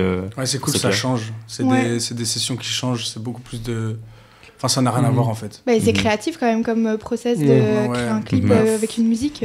Il faut trouver l'histoire qu'on veut filmer, le truc quoi. Est-ce que ça doit vraiment avoir un rapport avec les paroles ou ça peut être genre. Là, du coup, je pense que le clip, c'est vraiment vous qui chantez, je crois. Ouais, là, c'est nous, on l'a filmé. Mais justement, le twist à la fin ajoute le fait que Tell-moi, c'est une chanson qui pète, qui explose et on s'est bien retransmis dans le clip. Ok. Et quand vous faites le clip et que vous chantez, quand vous êtes filmé, vous chantez vraiment ou vous faites juste du playback pour les images? Ah non, c'est du playback. Les clips comme ça où on voit les gens jouer, c'est souvent du playback. C'est que du playback. On joue quand même, mais oui, c'est par-dessus la musique qui est préenregistrée quoi. On a enregistré d'ailleurs, peut-être important de le dire, au Chenet Palace à Liège. On a enregistré tout le EP en fait en mars. Du coup, ça fait un moment que c'est dans la boîte. On est content de le sortir quoi. C'est trop bien, vous méritez franchement. Merci. Bravo à vous. Du coup, on va écouter la musique juste maintenant et cette fois jusqu'au bout. Let's go.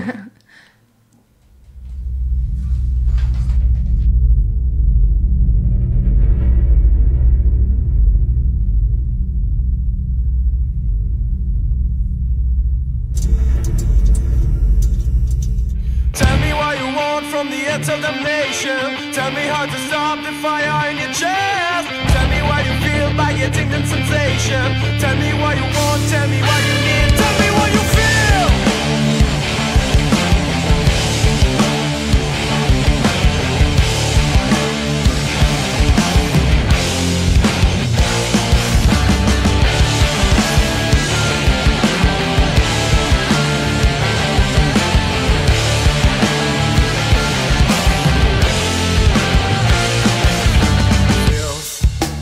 Different now, like spiders under my skin. You better not bow to the confess for his sin. You lost your faith in others, being influenced by this weasel. Don't let down, don't let go. Let me tell you, there you for me though. If you look at me, you'll find me on the other side.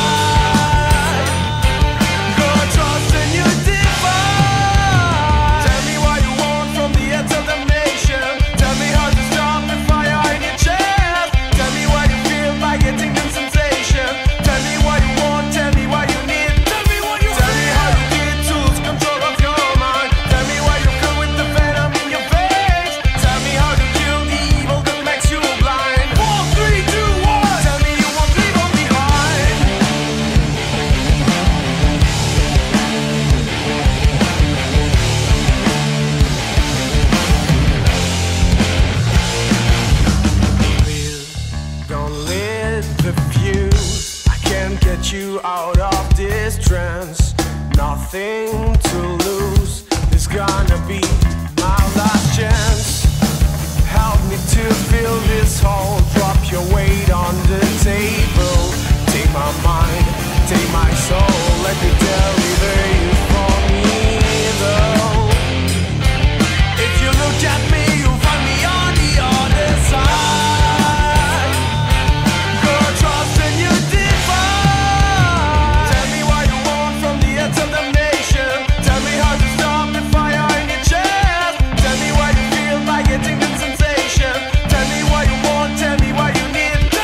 Tell me how you did tools, control of your mind. Tell me why you flew with the venom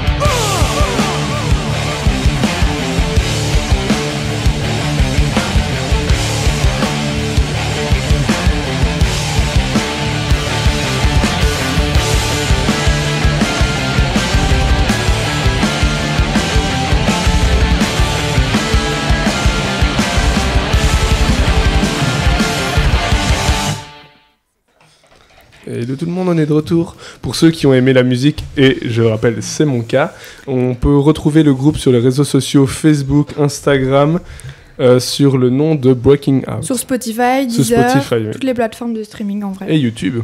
Ouais, exactement.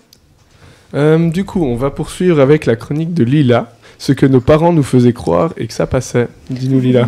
Coucou, alors je vous ai préparé une petite chronique sur un sujet qu'on vous connaît tous parce qu'on est tous passés par là. Ce que nos parents nous faisaient croire et ça passait. Alors aujourd'hui, je me sens offensée. Pourquoi ? Parce que mes parents m'ont menti pendant toute mon enfance et c'est sûrement aussi votre cas. Alors avant de commencer cette petite chronique, je fais un petit disclaimer avant de commencer. Si des gens de moins de 10 ans nous écoutent, coupez tout de suite le direct, cette chronique n'est pas faite pour vous. Et allez vous coucher d'ailleurs. Oui, il est tard. Alors, commençons par la fameuse petite souris. Un rongeur devenu banquier de proximité distribuant des petites pièces en échange de dents. L'idée de base, c'est tout de même de faire croire qu'une souris avec une taille entre 7 et 10 cm et un poids plume hyper léger est capable de transporter une pièce de 2 € ou de 20 centimes pour les plus pauvres d'entre nous. Tout ça en rampant sous un oreiller sans réveiller un gosse, alors que toi tu passes doucement à côté de sa porte et il se réveille instantanément. Bah, on y a tous cru. On donc, y a tous cru. Ah, si, En fait, si. c'est cringe un peu. Ouais. Genre, je pense que les Français ils utilisent l'image de la fée des dents. Ouais, c'est vrai. Et nous, on a vraiment le truc de la souris. Le quoi. gros. Vous, vos parents, J'avoue. Vos parents osaient vraiment essayer de vous faire croire ça. Parce que moi, pour Toi le coup, pas c'était. Non, moi, c'était. Ils donnaient l'argent avec moi. Il y a pas- Ah ouais. Ah ouais. Ouais, il n'y avait pas de petites souris. Bah, les autres, Saint-Nicolas, oui. Mais pas petites souris. Moi, c'était juste pas sous l'oreiller parce qu'à mon avis, enfin, je sais pas si vraiment il y a des parents qui Mais arrivaient si, à la mettre moi, oui. sous l'oreiller. Mais moi, je suis choquée. Mais je ouais. me dis, mais comment ils ont fait Comment pour ils faire- réussissaient, C'est vraiment ouais. la petite souris. Au moment où ils viennent Ouais. te faire un câlin et tout, hop, ils passent la main et ils échangent. Mais non, c'était pendant que je dormais parce que je me réveillais, il y avait plus rien. Ou alors, ouais. Ou alors- Bah alors- Il y avait juste rien. Tu mettais ta petite dent et puis genre quand tu te réveillais, il y avait une pièce Oui, à la bah place. oui, de ouf. Comment mais ils le ont pire, fait c'est que nous, on va devoir faire ça aussi, donc. Ouais. Ah non, on n'est pas obligé. Non, on n'est Non. pas obligé, mais je veux dire, Ils ont rien. il y a Il va- un monde où tu le fais. Plus, ça tu sera vois. des virements bancaires. Un QR code sous l'oreiller. La petite souris, c'est sur le compte en banque.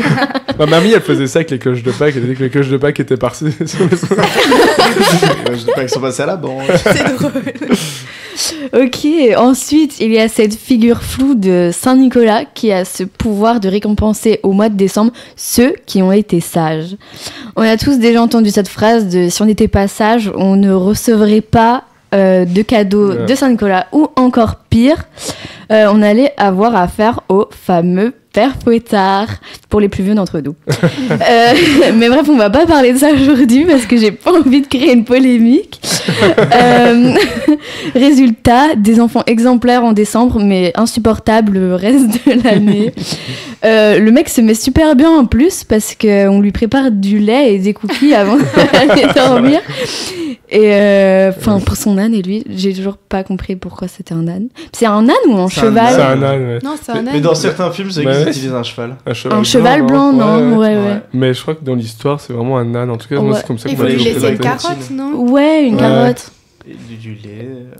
J'ai envie de. Enfin, Tiens, oh, je viens de réaliser Bah, un truc attendez, mais super qui- cringe. Moi je laissais une bière à Saint-Nicolas.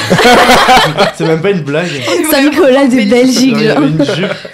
Du coup, je me dis que juste mon père se tapait Mais une oui, bière. c'est Bah ça. oui. Et même le cookie et tout. En fait, genre, c'est qui juste l'a ton mangé père qui a émis l'idée de mettre une bière parce Ouais, qu'il bah voulait oui, se c'est mettre pas- une bière. C'est pas moi qui me. On voulait se récompenser. Non, mais ouais. à 6 ans. C'est horrible. Mais par contre, la bière, ouais. Mais c'est vrai que mon père n'aime pas le lait, donc tout paraît beaucoup plus logique. Tu t'es maintenant. pas posé de questions à ce moment-là? Non, bon, je sais. Ah, Saint-Nicolas a les mêmes goûts C'est que un mon peu père. la TD4 Saint-Nicolas, finalement. Mais tu sais, quand j'étais petit, le jour où mes parents m'ont dit que Saint-Nicolas n'existait pas, mais du coup, j'ai remis en question Noël, enfin, pas le petit souris, mais tout ça, mais aussi Jésus. J'ai cru vraiment que Jésus faisait partie de toutes ces inventions. Le lot. Ouais, bah écoute. Pourquoi pas la petite souris? Ah, mais parce que moi, ils ont pas fait croire, mais du coup, les cloches de Pâques, Père Noël. Mais moi, par contre, j'ai cru aux autres. Genre, on m'a dit Père Noël, ça existe pas. Enfin, oui, du coup, on a Père Noël. Mais le reste, j'étais en mode. Ouais, ok. Vraiment, la meuf un peu. Certains enfants sont plus vifs que d'autres. Ouais. Moi, à la fin, je faisais genre que j'y croyais encore pour continuer à avoir des cadeaux. Ah, mais ça, c'est encore plus smart. Mais ouais. C'est encore le cas maintenant? Non. Désolée. Peut-être Père Noël, oups. Petite anecdote de fou, je sais pas si on a un peu le temps, mais une fois je sortais d'une maison d'amis à mes parents avec mon frère, ma famille, et là il y a genre un mec déguisé en Saint-Nicolas qui sort d'une autre maison, il n'a rien à voir et je ne sais toujours pas qu'est-ce qui s'est passé ce soir-là, mais il y avait un mec déguisé en Saint-Nicolas qui sortait d'une maison, on a pris une photo avec lui carrément. Mais toujours pas. C'était le daron de chez tes voisins, quoi, tu vois. C'était un guet-apens. Ouais, mais le mec il allait où? Non, genre le mec sortait dans la. Non, je pense que c'était vraiment Saint-Nicolas pour le coup. Mais il y a peut-être des tournées de. Ouais, je pense que dans des villages, il y a des Saint-Nicolas genre attitrés et ils font le tour des maisons. Ça reste un mystère. On devrait faire ça, Cote. Et toi, tu ferais l'âne. Mais dans certains du moment que je dois pas faire peur fouette. Dans certains cas, il y a des Saint-Nicolas où chaque jour, il y en a un qui doit donner un cadeau à un autre. Oui, mais ils se déguisent pas en Saint-Nicolas. Ah, il pourrait, hein. Bah, moi, je trouve ça fun. Et on va y mettre les dés. On parlera en réu dimanche. Ouais. Alors, dans le même genre, on en a parlé, on a le bon vieux Père Noël. Le type est supposé parcourir la planète en une nuit pour livrer des cadeaux sans jamais perdre un colis. Au final, non, c'est juste tes parents qui se lèvent à 3h du matin pour glisser les paquets achetés la veille à la Fnac sous le sapin en mode ninja. Bref, soyons honnêtes, le concept du gros monsieur à la barbe blanche qui descend par la cheminée, c'est déjà assez gros pour qu'on y croit sans poser de questions. Et pour finir, les fameuses cloches de Pâques. Ces cloches mystérieuses qui, en plus de leur vocation d'église, prennent leur envol pour distribuer des œufs en chocolat dans le jardin. Le concept tout à fait logique de cloches volantes qui cachent des chocolats dans les buissons m'a jamais vraiment dérangé. Je me suis jamais posé de questions par rapport à ça, je sais pas pourquoi. Mais j'avoue que tant que je trouvais du chocolat, j'étais contente. Ouais, puis il y a le lapin de Pâques aussi, mais je sais pas c'est quelle culture fait quoi. Ça, j'ai l'impression que c'est belge, hein, de dire Madame la cloche. Bah ouais. Qui va en Italie, je crois, qui va à Rome faire ses recharges.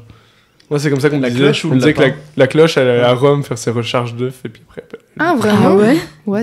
Moi, je sais pas. Bah, c'est vrai qu'on s'est pas posé la question. Quelle cloche, de quoi? Moi, je me suis juste dit, il y a des cloches qui sont là. Ouais. Bah, moi de l'imaginaire, quoi. T'es con, c'est tout. Mais c'est vrai qu'il y a le lapin aussi, et ça, justement, je me demandais c'était quoi la différence, parce que chez moi, on m'a jamais parlé du lapin, quoi. Ouais, moi si c'est pas aussi en France. Aux États-Unis, peut-être un peu plus. Ouais, aussi.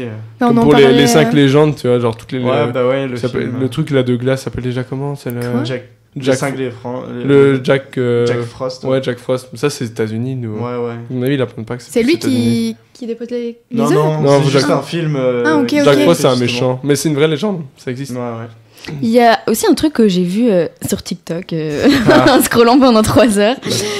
Genre, aux États-Unis, j'ai l'impression que c'est de plus en plus célèbre. C'est genre des petits lutins. Genre, les parents, ils mettent des petits lutins en mode. Genre pour Pâques ou... Le lutin farceur. Ouais, le lutin farceur. Ah, mais attends, il y a un truc à... Ah, mais il y a pas c'est une tradition de Noël aussi, ouais. Ouais, et ils les mettent, ils les mettent un peu en position, en mode, ils sont en train de faire une bêtise, mais... Parce qu'il y a le leprechaun en Irlande, je crois, mais ça a à voir avec la chance et tout, c'est pas du tout... C'est pas l'arc-en-ciel, la copie de l'arc-en-ciel. Ouais, c'est ça, exactement. Ouais, non, celle-là, c'est vraiment des lutins qui sont censés faire une connerie par jour et...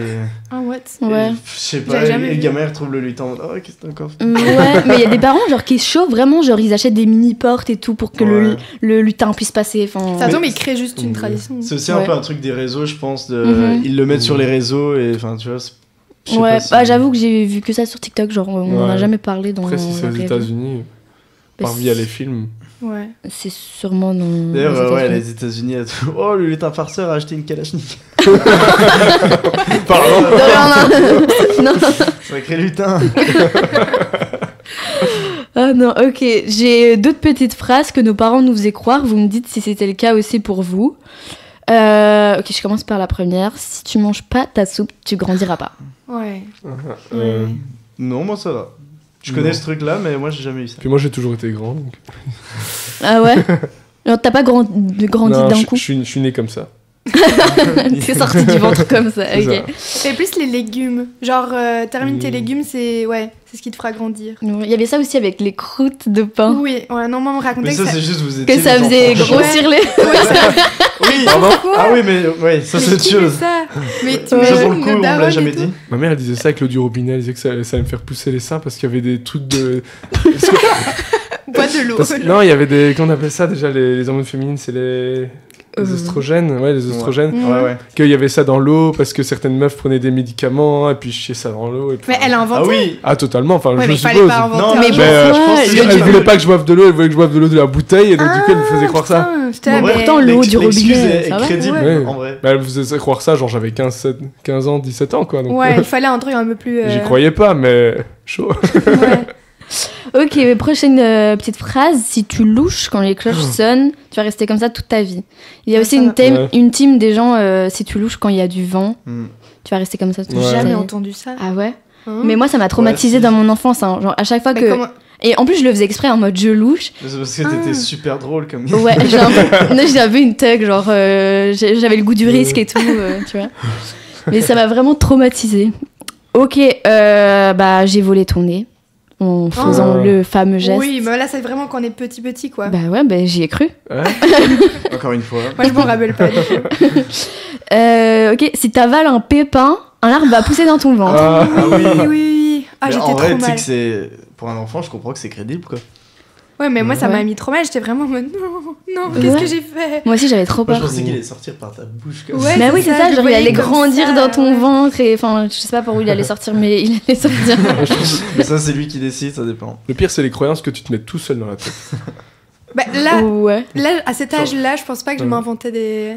Moi, quand j'étais petit, je pensais que pour apprendre une langue, j'allais en cours de langue, c'est en fait, on prenait ma langue, on me l'arrachait, on mettait une langue qui parlait anglais à la place. Oh putain. Et j'y croyais, hein, j'étais tout content d'aller au cours d'anglais, puis je vois la prof d'anglais et je lui dis, montrez-moi votre langue. Et puis elle me montre sa langue, elle fait, mais c'est la même que la mienne. Puis après, j'ai su que je devais travailler pour apprendre l'anglais. Ouais, c'est moins facile. Ok, la petite dernière, celle-là, j'avoue, elle m'a traumatisée aussi à l'école pendant les cours de piscine. Si tu fais pipi dans la piscine, la couleur de l'eau va changer. Mais j'y ai cru jusqu'à il y a pas longtemps. Hein. Bah, j'avoue que moi aussi. Non, en vrai, moi, je me rends compte que j'étais pas crédule comme gamin. Bah, tu mettais quand même de la bière pour Saint-Nicolas. Oui, mais ça, c'est juste pour être sympa, tu vois. Oui.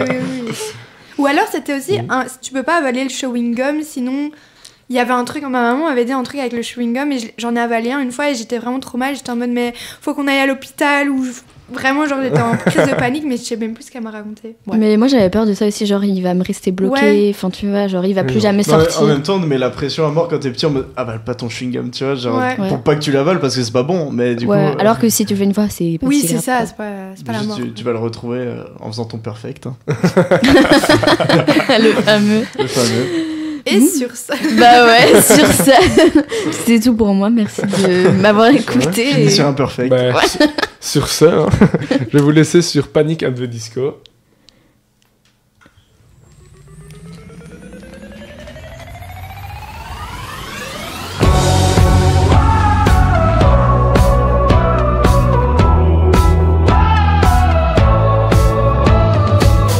If you're a lover, you should know the lonely moments just get lonelier the longer you're in love than if you were alone. Memories turn into daydreams, become a taboo.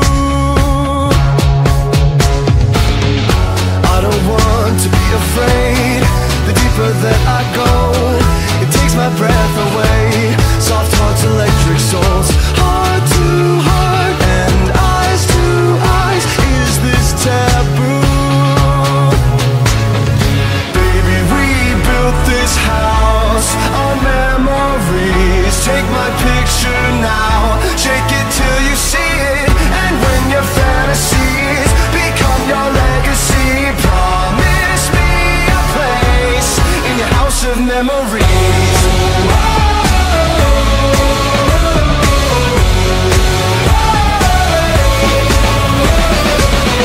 I think of you from time to time, more than I thought I would. You were just too kind, and I was too young to know. That's all that really matters. I was a fool.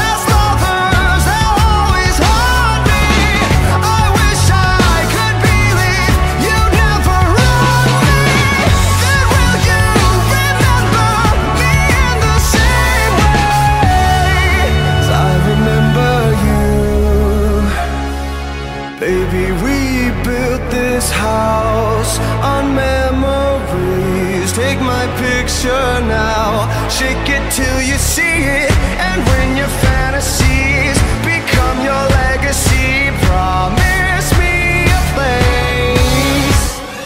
Baby, we built this house on memories. Take my picture now, shake it till you see it. And when your fantasies become your legacy, promise me a place in your house of memories.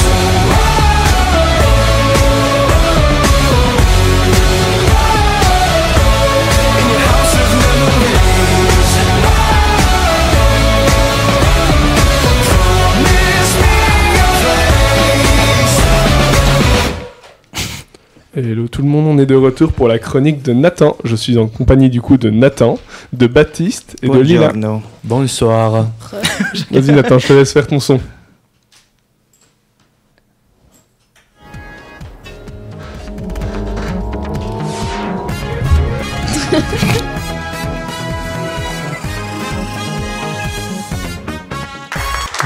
Bonsoir et bienvenue sur Question pour un champion. Comme à notre habitude, 3 candidats avec d'abord à ma droite... comment il s'appelle à ma droite Maxime. Maxime qui nous vient tout droit du Grognon, centre historique de Namur, habitant de Grognon, mais pas grincheux.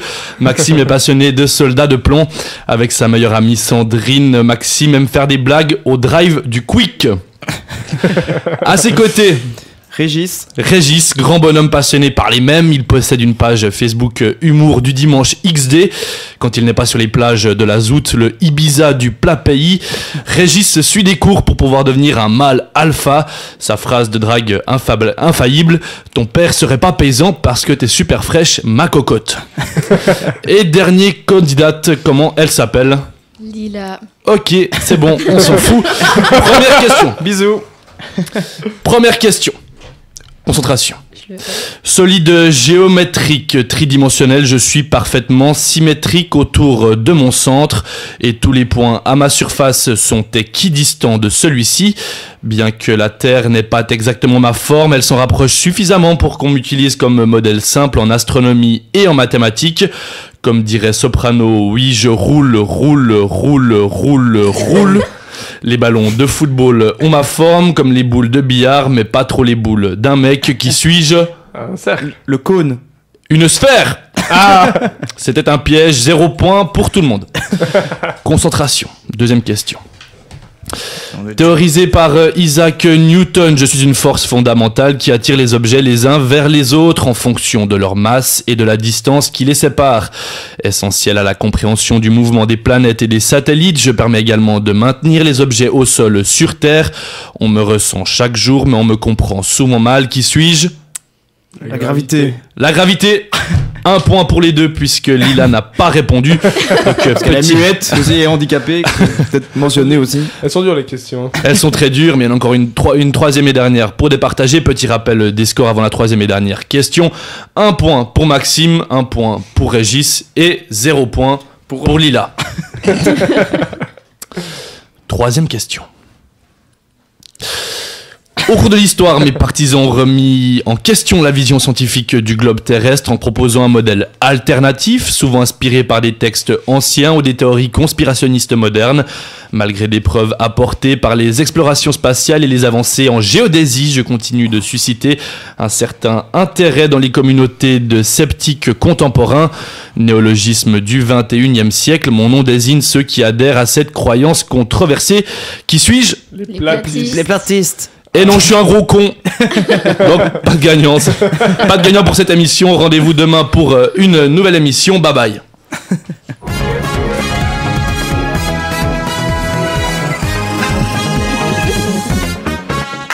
Vous l'avez compris, après cette intro beaucoup trop longue, je vais parler des platistes. Mais déjà, première question, depuis quand sait-on que la Terre est sphérique ? Alors, c'est l'ami Galilée ? Non, ou alors je dis grand la merde. C'est avant. On m'entend ? Voilà, ça m'entend bien. Ah oui, non, ça mon c'est micro était mal tourné. La Terre. Si, que la Terre ronde, c'est Galilée qui a découvert ça. Non, c'est avant ça. C'est un peu antérieur, oui. Galilée, je crois que c'était plus au niveau de la charge de la preuve. de la sphéricité de la Terre, pour être précis. Qui a perdu les 3 candidats. On connaît ou on n'a aucune chance de savoir? Une période tout simplement. Parce que Galilée, c'est 1500, hein, donc c'est bien antérieur, bien antérieur. Copernic? Oh, on est encore bien avant. Hein. Préhistoire. Pas la préhistoire, mais tu t'approches, t'es un peu plus chaud, disons. Antiquité. Ouais, c'est ça, en gros. Antiquité, c'est une grosse période. Bah, je vais vous le dire, en fait, l'humain sait que... vu que personne ne sait. Ok, donc l'humain sait que la Terre est sphérique depuis tard l'époque, entre Merci beaucoup. le 5 et 6e siècle avant notre ère, et c'est Pythagore et ses poteaux qui, en plus du théorème, ont capté la sphéricité de la Terre, et 200 ans plus tard, Aristote prouvait que la Terre avait la forme d'une couille grâce à l'ombre de la Terre sur la Lune. Malin Aristote. Merci Harry. Et ça, cette croyance, elle s'est jamais perdue. On pense souvent qu'au Moyen-Âge, les gens pensaient que la Terre était plate, mais en fait, pas tout à fait. Au Moyen-Âge, il y avait un débat d'astronomie. Est-ce que vous savez lequel? Vraiment, je vous mets à contribution. Par rapport à si la Terre est plate ou... D'astronomie. Parce que... T'as pas compris. En vrai, je peux vous le dire, et peut-être même que vous le trouverez pas. C'est le passage du géocentrisme à l'héliocentrisme. Oui, c'est ce que j'allais dire. Oui, c'est ce que j'allais dire. Oui. Hein? Derrière tes lunettes. Alors explique-nous, Maxime. Moi, j'arrête de participer, hein, c'est bon. Explique-nous, Maxime. Tu veux que j'explique quoi de plus que ça? Bah, le passage du géocentrisme à l'héliocentrisme, qu'est-ce que ça veut dire? Ah, bah, c'est Pendant que je bois. C'est le fait que ce soit pas la Terre qui est au centre de tout, mais plutôt le Soleil. C'est ça, exactement. Et là, panique dans l'église, mais c'est pas possible. La Terre, elle tourne au milieu du Soleil. Vous brûlez, c'est pas possible. Et franchement, l'idée de la Terre ronde, elle est restée jusqu'à chez nous. Elle n'a jamais été trop remise en question, jusque dans les années 2000. Et là, quelques organisations comme... Il y a eu quelques organisations qui ont existé, comme la Flat Earth Society, mais c'était des groupes marginaux. Et c'est jusqu'à l'apparition des réseaux sociaux. Et là, ça explose. Il y a des platistes qui se régalent. Des millions de personnes y croient, dont certaines stars. On a par exemple l'artiste B.O.B. Je ne sais pas si vous connaissez. Non. Ah, je pense que vous connaissez. Maxime, régale-nous. Ça, c'est B.O.B. Ouais. Et donc, lui, il croit que la Terre est plate comme un frisbee. Il le mentionne d'ailleurs comme ça, non? Comme un frisbee. C'est ça. Et une des plus grosses organisations, je l'ai dit avant, c'est la Flat Earth Society. Elle a réalisé un des tweets les plus grotesques de l'histoire. Un des plus grotesques. Vraiment, il est énorme. Est-ce que vous avez une idée de ce que la Flat Earth Society, FIS, a tweeté? C'est grandiose. Vraiment, c'est du grand art. La Terre est plate. Ça, c'est plus grandiose que ça? Oui, plus grandiose que ça. Donc c'était en anglais, mais je vous le fais en français. La société de la Terre plate a des membres partout autour du globe. Ah. C'est pas une folie? Oh, bravo. Non, mais c'est grandiose à part ça. À se demander s'ils l'ont pas fait exprès pour un coup de com'. Il y a moyen quand même. Je sais pas s'il y a quelqu'un qui est en communication ici. Oui. Non, toi? Ah bah oui, ça peut être... En plus, il y a des t-shirts qui ont été créés et tout. Je sais pas ce que tu en penses, mais c'est vraiment un bon coup de bad buzz finalement. Clairement. J'ai rien à dire d'autre. Si tu n'as rien à dire d'autre, pendant que je m'étouffe, tu peux envoyer le prochain son. The Earth is a globe. Si la Terre est un globe, il y a des gens qui se retrouvent la tête en bas. Comment des gens peuvent-ils vivre la tête en bas? Parce qu'il y a la gravité. Ouais, ça c'est l'histoire qu'on nous raconte. Bref, les platistes, ils ont plusieurs théories qui mêlent des aliens, des lézards et je sais pas trop quoi encore. Mais plot twist, je vais pas argumenter contre eux. Comme par hasard, diront certains, mais pourtant, moi, je vais pas le faire parce que la Terre n'est pas un cercle. En géométrie, un cercle est une surface plane. Dans une université belge, c'est un groupe de personnes ayant comme projet pas grand-chose, si ce n'est se tuer jusqu'à terminer à plat, ce qui ne fait pas d'eux des platistes. Non, mais plus sérieusement, prendre le temps d'argumenter avec un platiste en 2024, c'est une folie, parce qu'on partage pas les mêmes imaginaires communs. C'est comme débattre avec un trotty rider de la définition du cool, c'est impossible. Donc voilà, j'aurais pu donner des arguments. Les bateaux qui disparaissent par exemple à l'horizon. Au contraire, les phares qui apparaissent par le haut en premier quand on est en bateau. Les fuseaux horaires, bref, tout ça. De toute manière, ça sert à rien d'argumenter, parce que je pense qu'au fond... Oh oui. Voilà. Et il finit là-dessus. Au fond, je crois que la terre J'aurais aimé drop le mic comme pour une seule bonne raison. dans certains baraques. Après avoir fait le tour du monde, tout ce qu'on veut c'est être à la maison. T'as besoin d'une voiture pour aller travailler. Tu travailles pour rembourser la voiture que tu viens d'acheter. Tu vois ce genre de cercle vicieux, le genre de truc qui donne envie de tout faire sauf de mourir vieux. Tu peux courir à l'infini, à la poursuite du bonheur. La terre est ronde, autant l'attendre ici. Je suis pas feignant mais j'ai la flemme, et ça va finir en arrêt maladie pour toute la semaine. Je veux profiter des gens que j'aime, je veux prendre le temps avant que le temps me prenne et m'emmène. J'ai des centaines de trucs sur le feu, mais je ferai juste ce que je veux quand même. Au fond, je crois que la terre est ronde, pour une seule bonne raison. Après avoir fait le tour du monde, tout ce qu'on veut c'est être à la maison. Au fond, je crois que la terre est ronde, pour une seule bonne raison. Après avoir fait le tour du monde, tout ce qu'on veut c'est être à la maison. Au fond, je crois que la terre est ronde, pour une seule bonne raison. Après avoir fait le tour du monde, tout ce qu'on veut c'est être à la maison.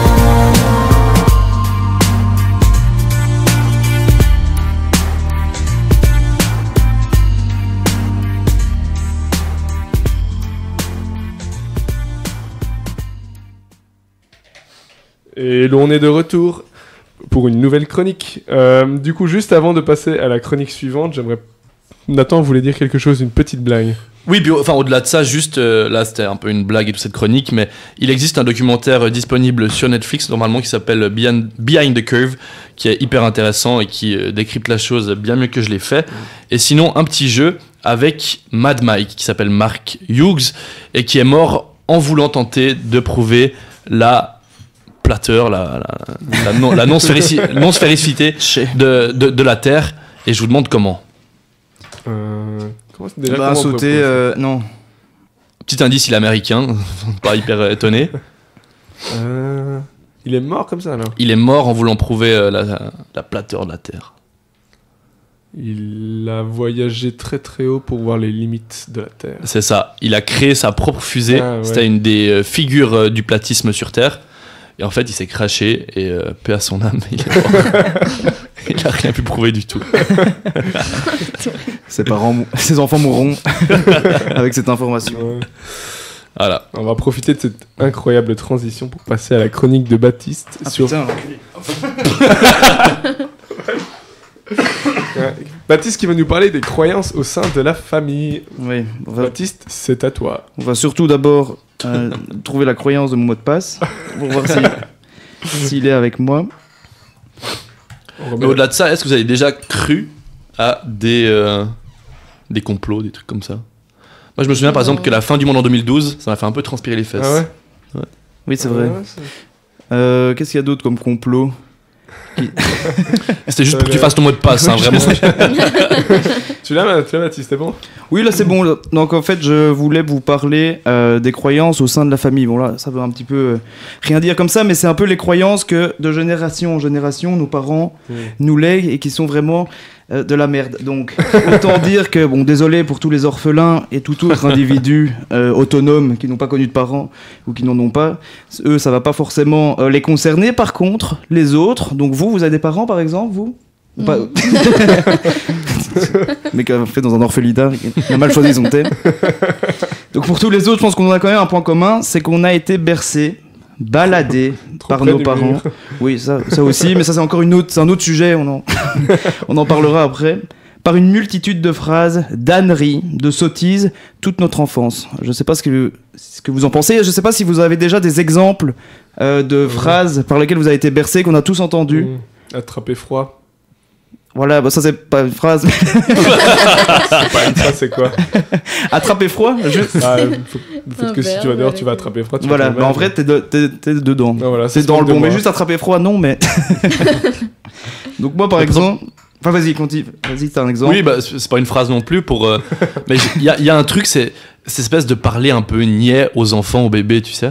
Ah, la manière, plutôt dans l'intonation. Oui. Ouais. Ah, il est beau, enfin, tu vois. je trouve ça et débile. Et... c'est vrai qu'il y a aussi l'intonation, mais c'est vrai que j'étais pas parti sur l'intonation, mais plutôt vraiment le contenu à l'état pur. Et donc je trouve, vous allez voir que suite à cette assimilation de toutes ces âneries, en fait, on s'est forgé des croyances qui, je suis sûr, pour la plupart de nous tous aujourd'hui, permet et fait qu'on est tous sous-développés mentalement parlant. On est vraiment une génération, oui, c'est les réseaux sociaux, pas du tout, c'est le fait, c'est ces putains de croyances. Alors je vais vous donner un exemple, parce que là, je ne sais pas si je vous ai déjà un peu perdu, mais moi, c'est un peu dans l'exemple de Maxime, c'est « Finis ton assiette, pense aux petits Africains qui n'ont rien à manger ». Vous voyez ce genre un peu... Ah, ok. Tu pars sur ce terrain-là. Oui, ok. ouais, on a un petit peu là-dessus. Et donc, bon, déjà qu'on insinue... Ça insinue légèrement que tous les Africains sont pauvres. Enfin, je veux dire, bon, alors autant dire directement, finis ton assiette, pas comme les Africains qui n'ont rien à manger. Au moins, bon, ça a le mérite d'être plus franc. Puis je veux dire, c'est quand même assez fou de faire culpabiliser un enfant gratuitement, comme ça, sur un sujet où, je veux dire, il n'a aucune emprise. Donc si on la reprend, la phrase, finis ton assiette, pense un peu aux petits Africains qui n'ont rien à manger. Est-ce que tu t'es dit, oui, c'est vrai, c'est un peu de ma faute, etc. Enfin, je veux dire, c'est quand même fou de faire culpabiliser un enfant sur quelque chose, dans tous les cas, il ne peut rien faire du tout. Et faire porter la charge, la culpabilité entière de la faim en Afrique sur un seul enfant de 8 ans, Damien, qui est déjà dyslexique, donc c'est quand même pas évident pour lui. Enfin, je veux dire, alors autant se lâcher et autant dire n'importe quoi et n'importe quelle phrase. Fais tes devoirs, sinon mamie va crever. Ouais, voilà. Voilà, comme ça te fera les pieds. Va te coucher et pense un peu au clodo du Aldi qui se gèle le cul. Voilà. Toi sous ta bonne couette. Tu vois, c'est des exemples au final, on peut être de bonne foi et balancer jusqu'au bout. Est-ce que vous avez du coup maintenant d'autres idées du style de phrases un peu dans ce style-là? Parce qu'il y en a un paquet, un petit bonhomme. Si je pique sur les chroniques d'avant, on peut dire mange tes haricots, c'est rempli de fer. Hein, c'est les épinards, je sais. Oui, il y a des trucs sur les aliments, un petit peu, effectivement. Ou alors, bois ta soupe, sinon tu vas pas grandir. Ouais, voilà. Les croûtes. Mais ça, j'ai découvert aujourd'hui les croûtes. Ouais, les croûtes de pain. Qu'est-ce que c'est que ça? C'est pour faire grossir. Mange des croûtes, tu seras plus grosse. Oula, ah oui, fait grossir les seins, non? Ouais. Ah, c'est vrai? Mon père, il me disait ça. Ton père en plus. Tu vas prendre des seins, oui, merde. Bah, un peu dans le même idée, du coup, oui, si tu dors pas, tu ne grandiras pas. Enfin, je veux dire, c'est quand même très culpabilisant, surtout si ton enfant est nain. Même si ça c'est vrai. Ça n'aide pas. Dans ce cas-là, c'est vrai que si t'as un enfant nain et que tu lui dis si tu dors pas, tu ne grandiras pas, on peut appeler ça du harcèlement ou pas, par exemple, du harcèlement parental, vous en pensez quoi? Oui. Hein. On a par exemple aussi, faut pas nager après avoir mangé. Donc je sais pas si vous faites partie de ce nombre d'enfants qui n'ont jamais osé sauter dans la piscine après avoir mangé des boulettes de sauce tomate 10 minutes avant et qui tournent autour de l'eau et qui fait non, j'ai pas. Et donc tu deviens indécis comme personne sans personnalité. J'ai une anecdote. J'ai vraiment un cousin qui a sauté dans l'eau après avoir mangé. Il a bu la tasse et il a tout dégueulé dans la piscine. Oui, mais Voilà. c'est parce qu'il est pas très habile. Oh, merci beaucoup. Non mais voilà, donc c'est pas que des conneries. Oui, non, mais c'est parce qu'il a avalé l'eau, c'est pour ça. Quoi? Parce qu'il a avalé la tasse qu'il a vomi. Bah oui, bah du coup saute pas dans l'eau quoi. En gros, nage pas si tu sais pas nager, quoi. Mais dans le même genre de consigne à la con, il y avait ne saute pas dans l'eau 20 minutes après avoir mis de la crème solaire. Et moi, je faisais le tour de l'eau et tout. J'étais là, putain, est-ce qu'elle est pénétrée ou pas, là? C'était horrible. Et je faisais une minute de plus, je savais pas. Est-ce qu'elle est pénétrée? Est-ce qu'elle est pénétrée? Oh non, merde. Toujours les mêmes problèmes aujourd'hui. Hein. Alors qu'à l'inverse, quand même, t'as des gens qui mettent de la crème solaire énormément avec des t-shirts. Vous avez vu ce genre d'enfants qui ont des t-shirts et qui sautent dans l'eau et qui ont de la crème solaire partout? Et eux, ils sautent directement dedans et ça fait un amas blanc. Oui, les roues. Oui. C'était la chute de la blague. Bon, c'est un peu éloigné. Et du coup, là, je vais faire aussi, par exemple, ben voilà, imaginez, vous êtes un enfant de 8 ans. Vous revenez de l'école. Tout s'est très mal passé, a priori, en plus. Donc, c'est plutôt une mauvaise journée. Vous avez beaucoup raté. Et donc, papa arrive. Et puis, voilà. Et puis, ça commence une petite dispute. Et puis, il fait, ouais, ben, si tu mens, ton nez va s'allonger. Si tu regardes trop la télé, en plus, tu vas devenir aveugle. Si tu louches, tu vas rester bloqué. Si tu n'obéis pas, on va te vendre au forain. Ça, je l'ai appris, mais simple. Elle m'a particulièrement plu. Si tu racontes tes rêves, ils se réaliseront pas. Oh! Et ben voilà, Damien il se retrouve en dépression sévère à 8 ans avec un trouble de la personnalité borderline. Ce que je veux dire par là, c'est qu'on arrête de biberonner nos enfants, nos générations avec des phrases de ce genre et protégeons-le avant qu'il soit trop tard. C'est une belle leçon de vie, savoir ça.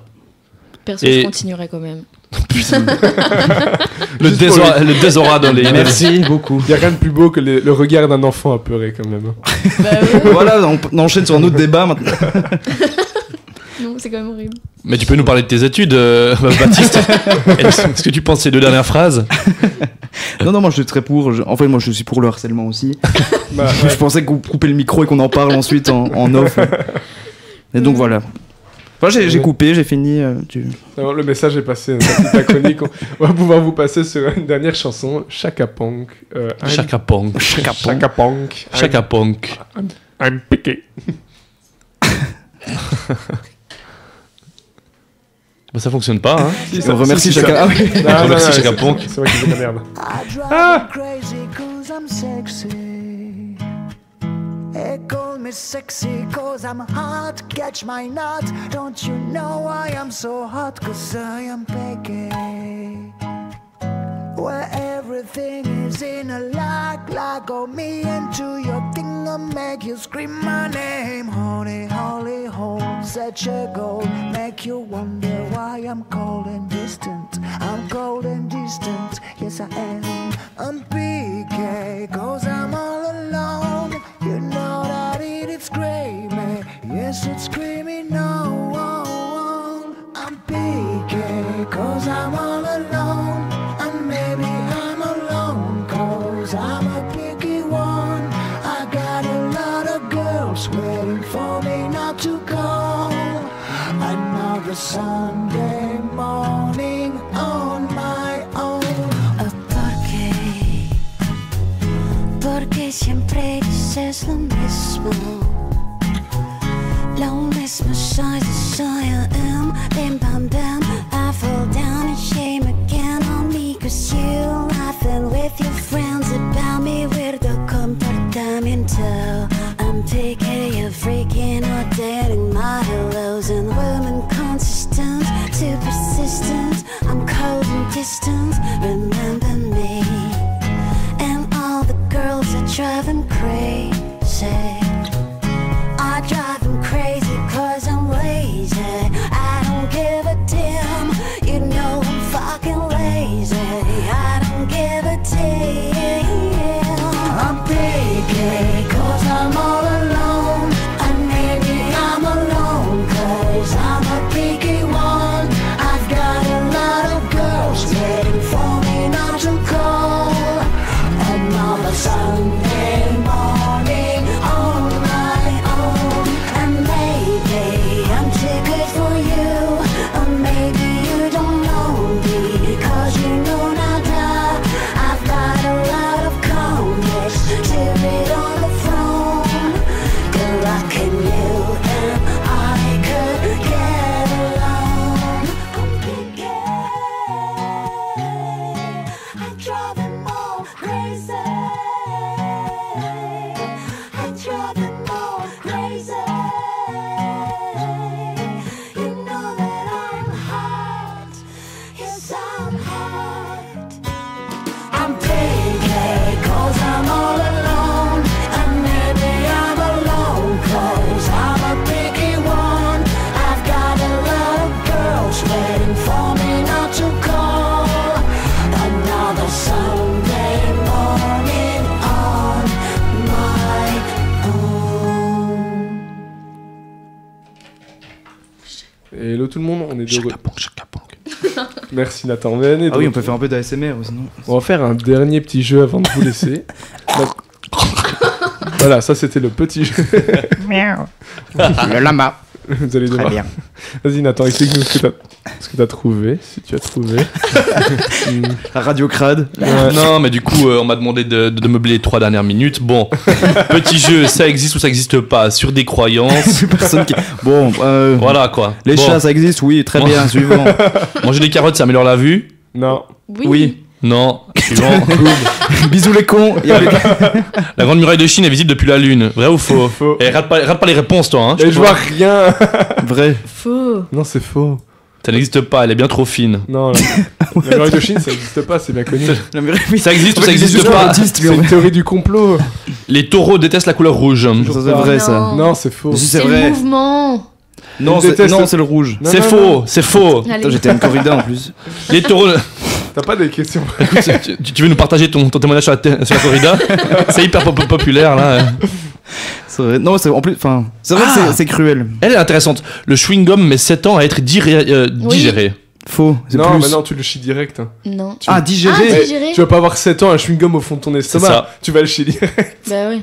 Maxime spécialiste merde, le chewing-gum n'est pas digéré, mais il est évacué par le système digestif comme les autres aliments non assimilables, comme les briques ou la cocaïne. Les chauves-souris sont complètement aveugles. Oui. Non, ultrasons. En fait, ils m'ont mis que des faux, c'est con. Ah bah oui. Bon bah super. C'était la dernière façon. Je m'en rends compte maintenant. Les chauves-souris ne sont pas aveugles, mais elles se servent aussi de l'écolocalisation. Ah, elles sont pour pas se aveugles. déplacer. Non. Attends, j'aurais fait tout faux, c'est bien. Vraiment. Cette réponse sur. Bon, bah, bisous. Merci pour tout. Une bonne soirée qui se finit. Bah du coup, on peut vous laisser sur une dernière musique. De Chaka Ponk, on la reprend. Oh là là. Allez, bonne écoute à tous. Ciao les Trotty Riders.